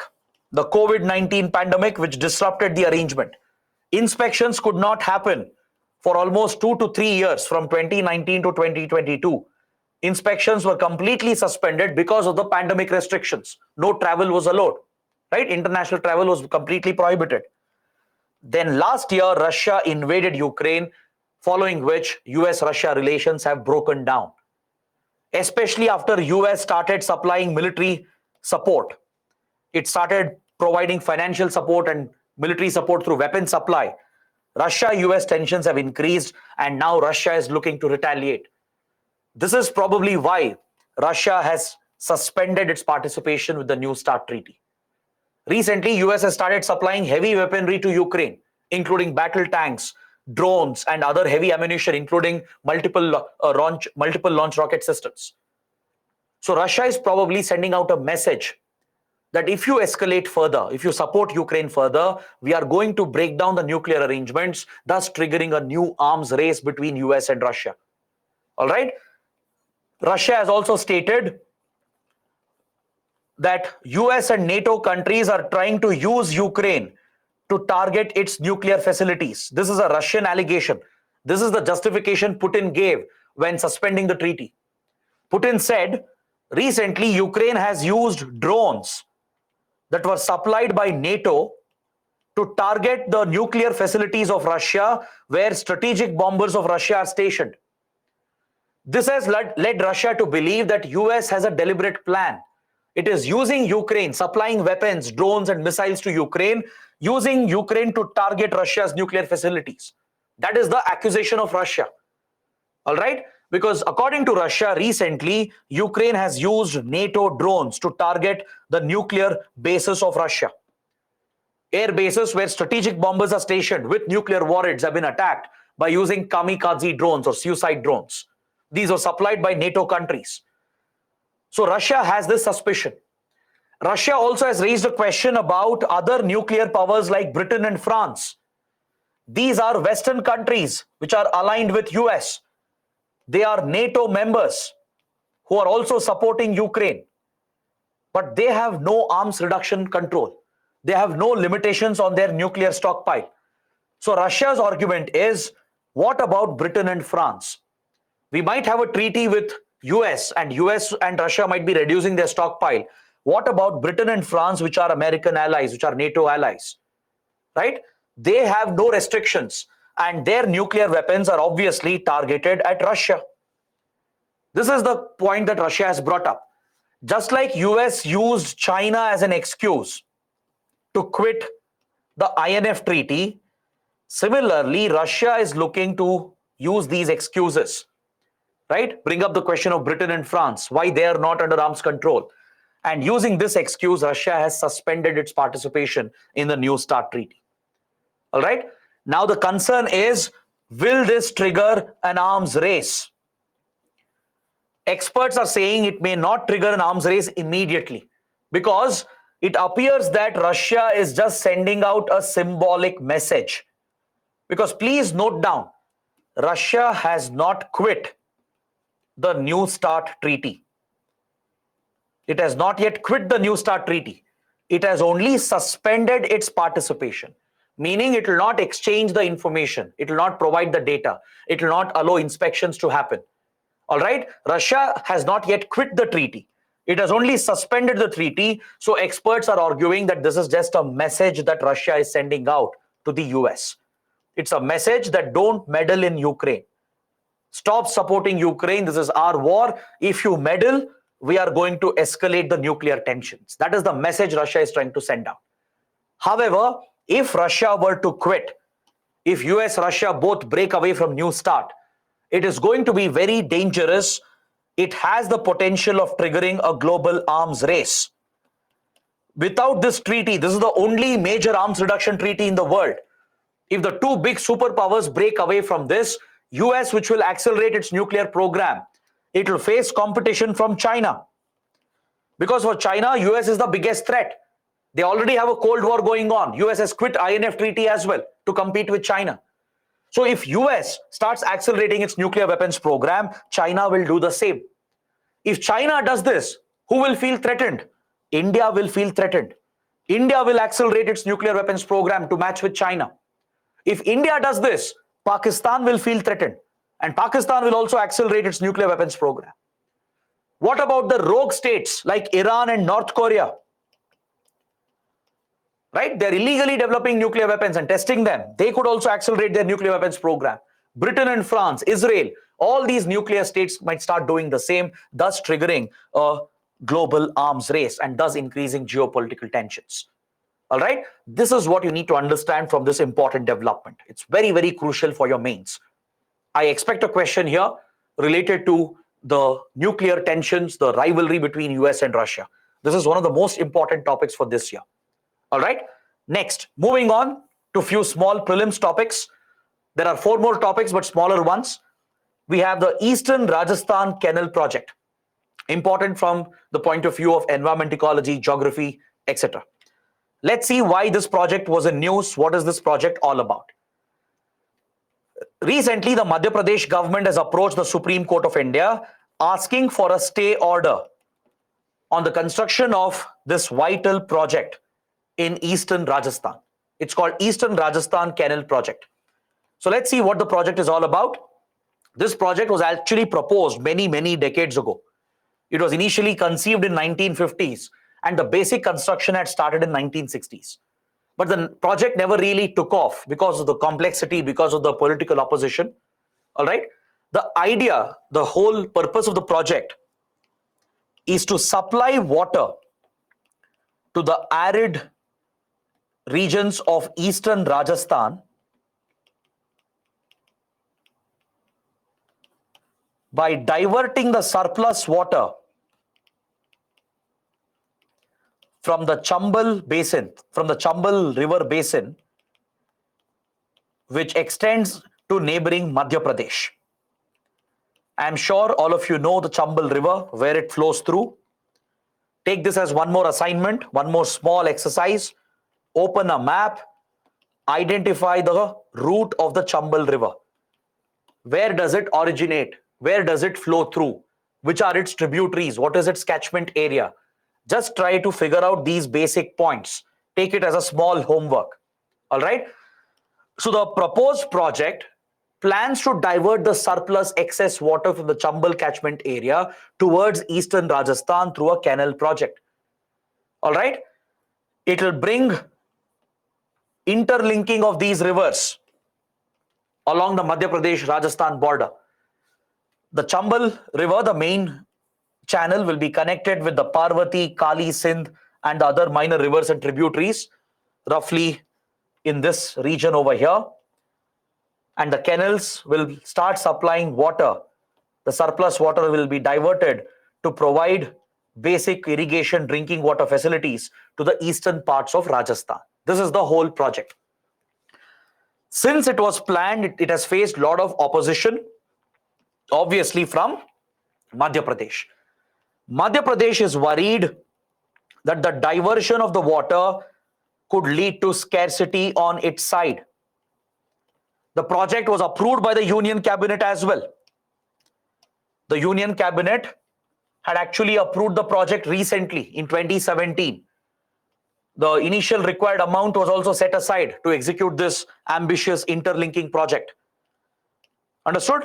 It's a project involving interlinking of these rivers connected with the Chambal system and to divert the surplus towards Eastern Rajasthan to supply water to the agricultural fields and to provide for basic drinking water in the arid, semi-arid regions of Eastern Rajasthan.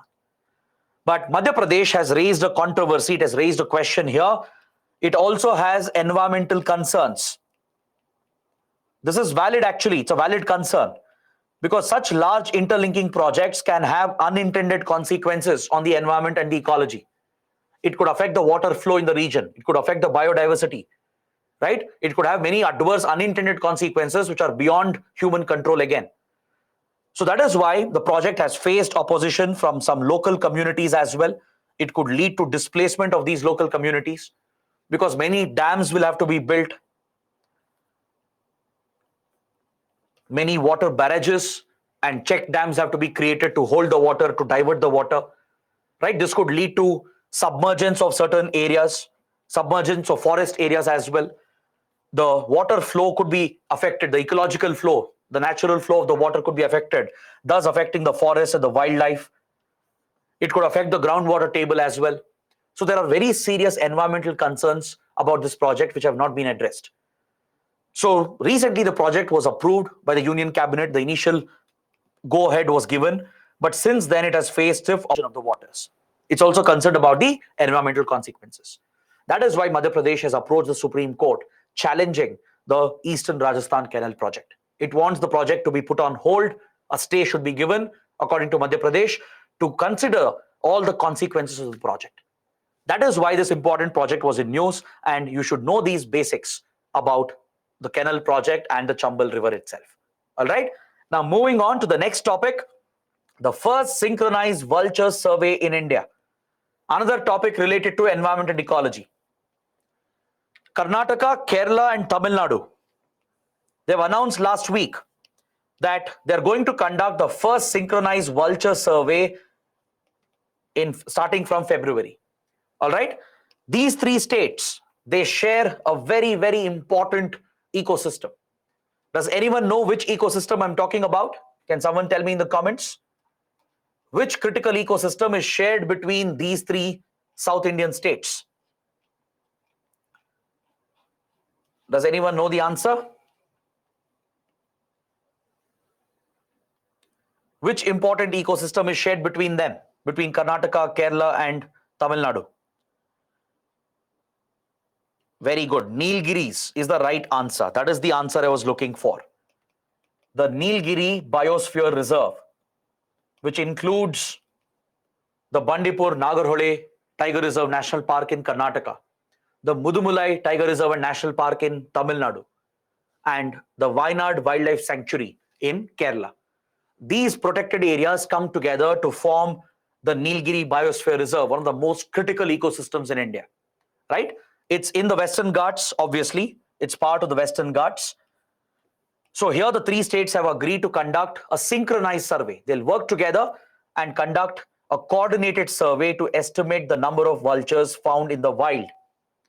They'll look for the most threatened vultures like white-rumped vultures, the red-headed vultures, the long-billed vultures, etc.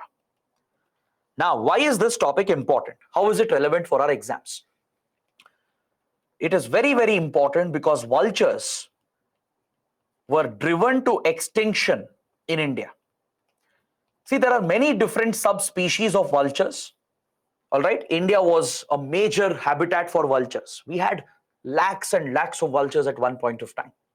If you go back to 1980s, 1990s, right, we had a very healthy vulture population in India. As you know, vultures are scavengers, and hence they play a critical role in the food chain. I hope you know what scavengers do. They consume the carcass. They consume the decomposing dead material, the dead bodies, the carcass of animals which is lying around after hunting, after their natural death, right? They're cleared by vultures, which are scavengers. They play a critical role in the ecosystem in establishing the food chain, and they help aid the process of decomposition as well. They help in preventing the spread of diseases as well. Scavengers are very, very crucial in a food chain. These vultures, which were very healthy in their numbers in India, they were very, very strong in India in 1980s, 1990s. In a very short span of time, they were driven towards extinction because of a notorious drug which we all consume, that is diclofenac. Diclofenac is a very popular drug. Some of you know why we use this. It's an anti-inflammatory drug. It's used for dealing with inflammation. Its usage for humans is absolutely fine. It's a critical drug used as a painkiller when you're dealing with inflammation, right? It's a most prescribed anti-inflammatory agent. Whenever you go to a doctor, whenever you're prescribed anti-inflammatory drugs, please look at the ingredients. It will mention diclofenac. Usage of diclofenac for human drugs is not a problem. This has been used from many, many years. This has never been the problem. But it became very popular in the veterinary industry.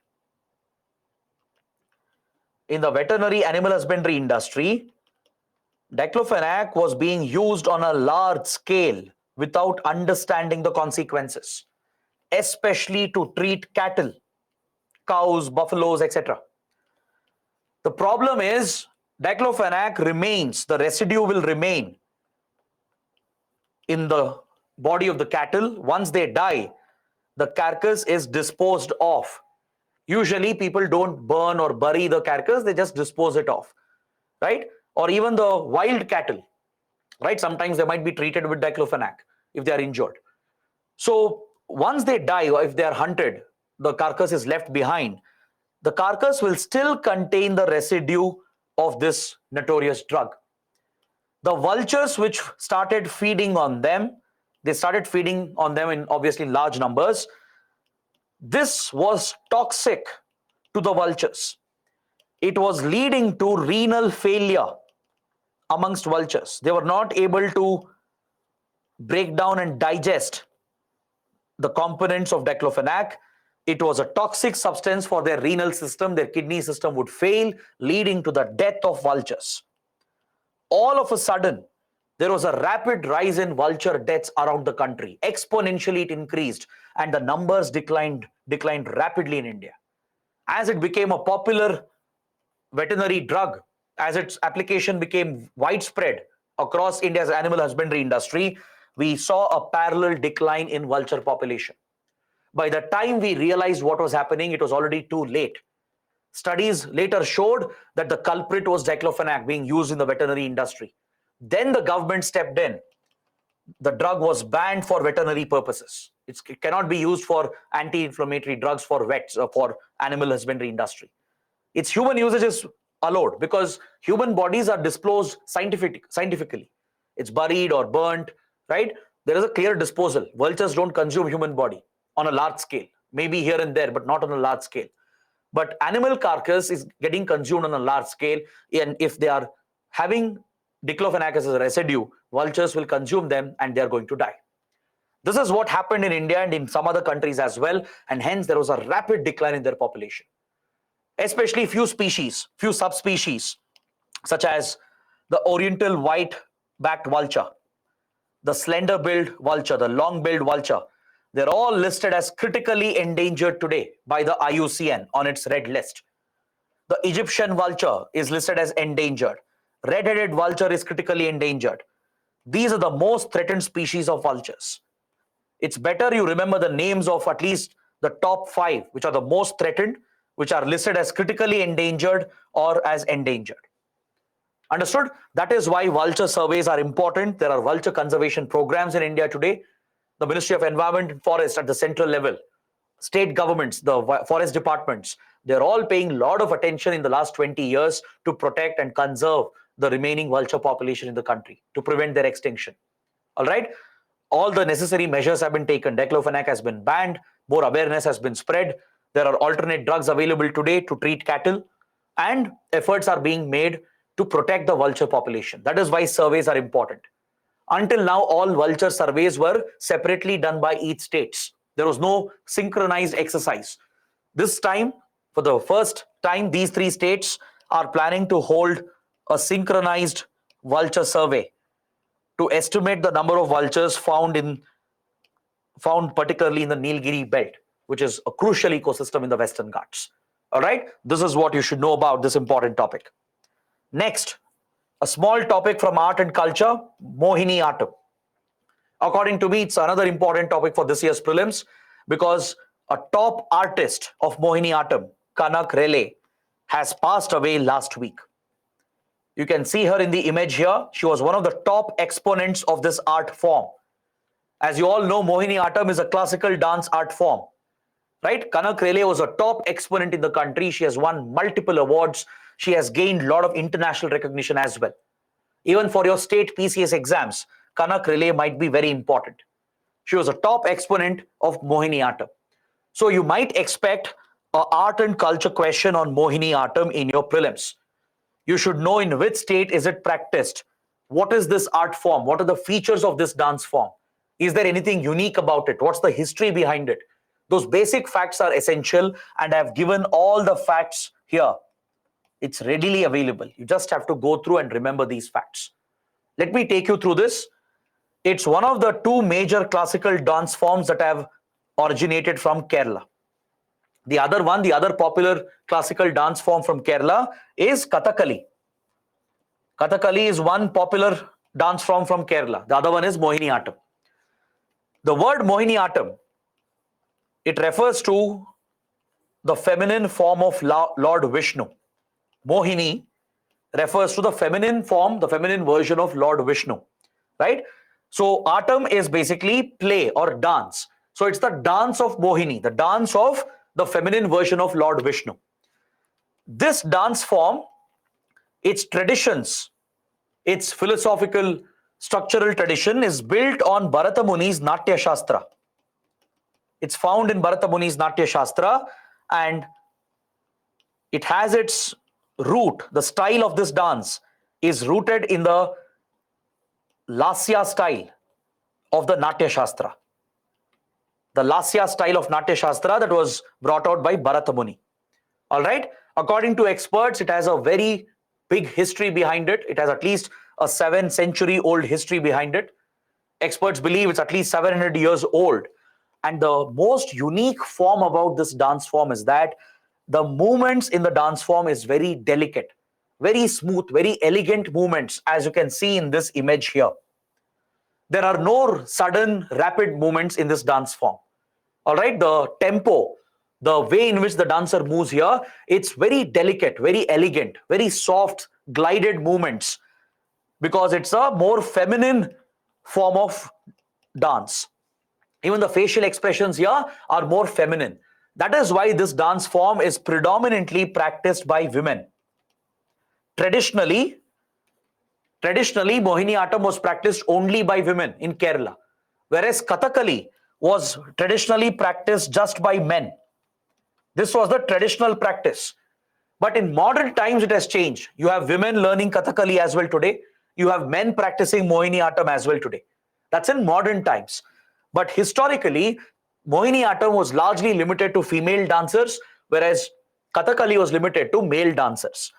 The movements in Mohiniyattam is very gentle. It's a very gliding, smooth movement. There are no terse, rapid, rhythmic steps. It's more about the facial expressions. Very soft, elegant, feminine-like facial expressions, because it's the dance of the Lord Vishnu. That is what Mohiniyattam is about. All right. One of the most ancient references, the historical references of Mohiniyattam, can be found in this important work, in this 16th century text written by Narayanan Nambudiri. Another important fact for your prelims. In Vyavahara Mahala, in this text, in this Malayalam text, right, Narayanan Nambudiri has documented the art form of Mohiniyattam. So all these important facts can become very important for your prelims. So please make a note, just go through them.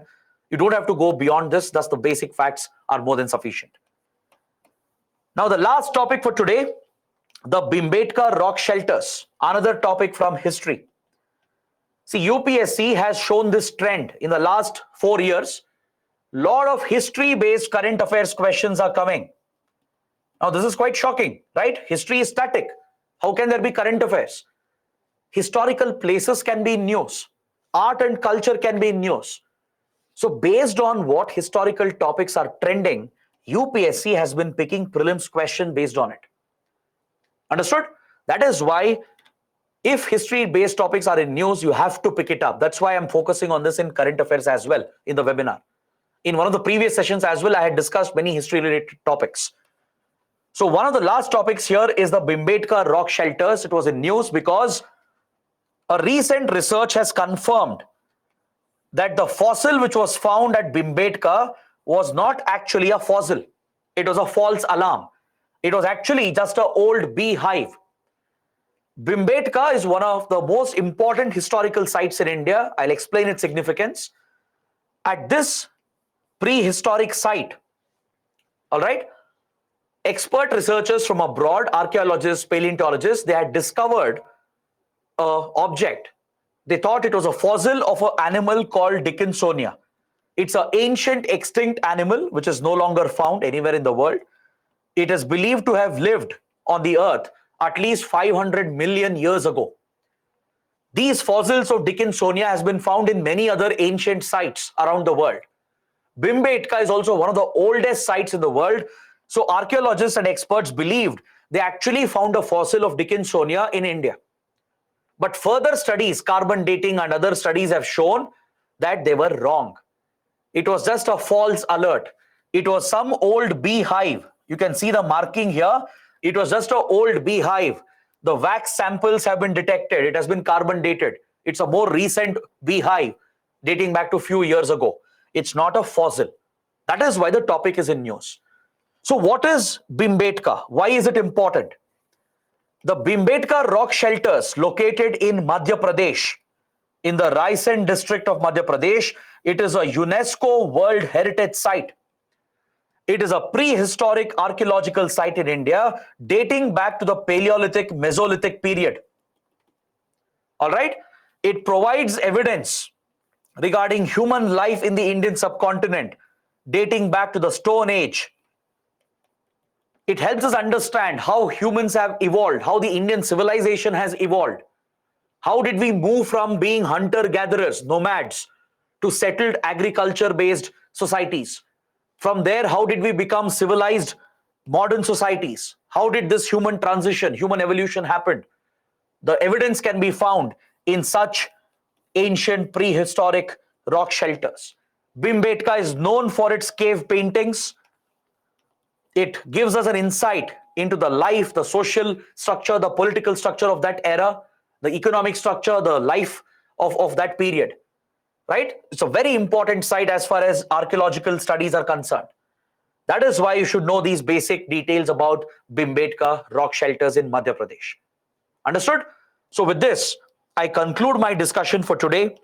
I hope it was a good, fruitful discussion.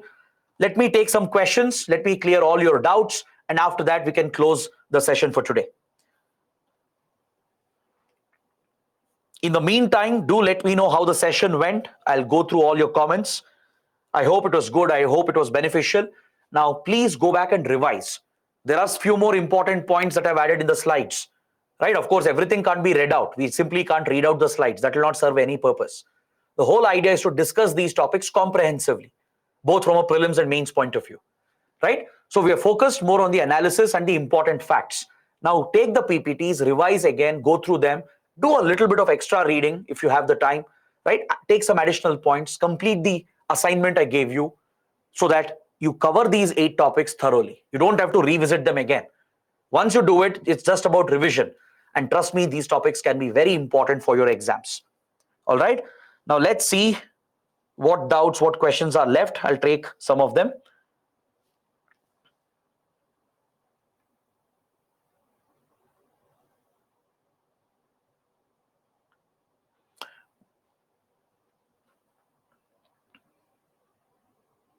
Sanida is asking, how is payment to be made in dollars affected if sanctions are imposed on Russia? Because see, all global transactions, they happen in US dollars, right? The US dollar is the global reserve currency. All banks, all financial institutions, the wire exchanges, they all carry transactions in US dollars. US dollar is obviously controlled by the US Federal Reserve, the central bank of the US, and the US government eventually. So US has that ability to shut out all the payment routes, since most payment routes are dependent on the US dollar-based system. So when US imposes sanctions, all the dollar-based routes are closed for a country, which is Russia in this case. Same for Iran, same for North Korea. They can't access the global economy. They can't trade with US dollar or any other global reserve currency. All these routes are shut off for them. That is why alternate payment systems are needed. Manika has a related question. Sir, if money does not leave India, then how will Russian company earn revenue? I told you, the money does not leave India. Yes, we'll be paying them in Indian rupees in an Indian bank account. But Russian companies, Russian exporters, importers, they can make use of the Indian rupees within India. Let's say Gazprom wants to buy some equipment. They can use the rupees to pay the Indian producers of this equipment and purchase the equipment. Let's say a different Russian company is importing some food items from India. All right. So they can settle that payment using the Indian rupees, which is left in the Indian bank account, which we have paid for Russian oil. So without leaving the money, it can serve a financial purpose to facilitate trade between India and Russia, and it can help us bypass the Western sanctions.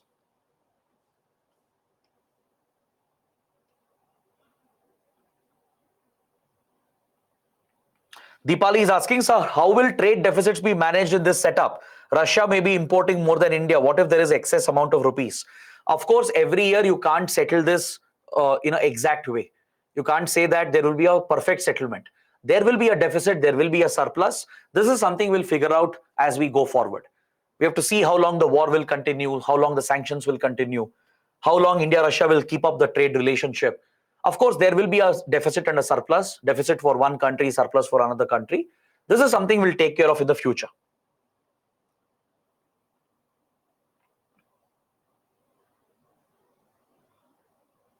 Priyanshi is asking, sir, how can we believe that information that these countries provide about their nuclear arsenal and strategic arms are correct? That is why inspection is provided. That's why I told you. There is an inspection review mechanism.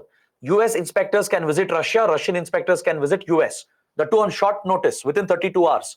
So they can't manipulate and hide anything. So 18 such visits can be done in a year where they can check and verify whether the other side is following the treaty. Shardul is asking, how will river canal cause reduction in groundwater?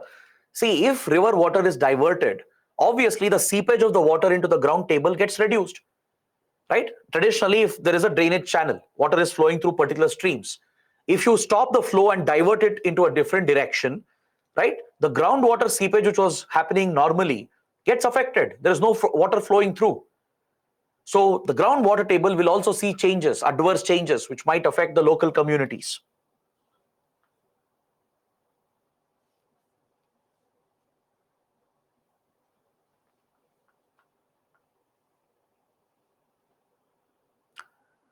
Raza is asking, sir, in this era of emerging technologies, cyber attacks, climate change, why UPSC and government is bothered about irrelevant stuff like ancient rock shelters and fossils? My dear, today's world, our future, our present is defined by our history. They're all interlinked. They're all interconnected. Never forget that. Never ever dismiss the value of history. Those who don't learn lessons from history are going to commit the same mistakes and even more grave mistakes in the present and the future. Right? That is why UPSC has added history. It's a very important component of your syllabus.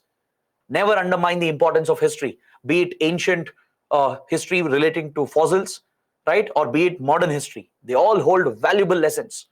They provide the key answers to where we came from.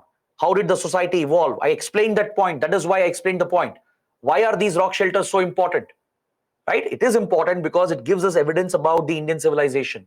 How did humans evolve? How did we transform as a society? Those important lessons are present, right, in historical evidence. That is why these topics are very, very important. You can't say one topic is more important, the other is not. These historical topics are as important as cyber attacks or climate change. They're all equally important.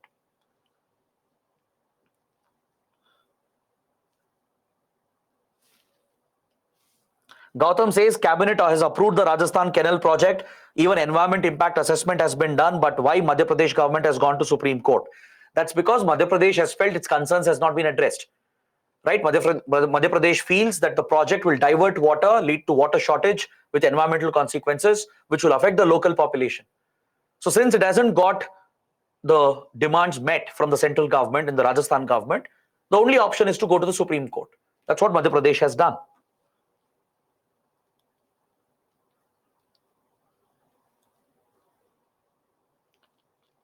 All right. So guys, these were some of the questions that I could see here. I think, yeah, it's already time as well. I hope it was a good session. We have thoroughly covered all the 8 topics that I wanted to discuss. A lot of subtopics also have been discussed. Now, all you have to do is go back and revise. All right. So do let me know how the class went. Like I said, I look at all your comments. It's important. It helps us to do better. And I really hope you take the full advantage of all these classes. All right. So this week, don't forget to attend the live sessions on YouTube as well. From 1st March to 6th March, Target Prelims is being launched. At least the strategy sessions, try and attend them. Take all your practice tests very seriously. Attend all the webinars for your current affairs revision. All right. So all the very best. Thank you. Have a good night.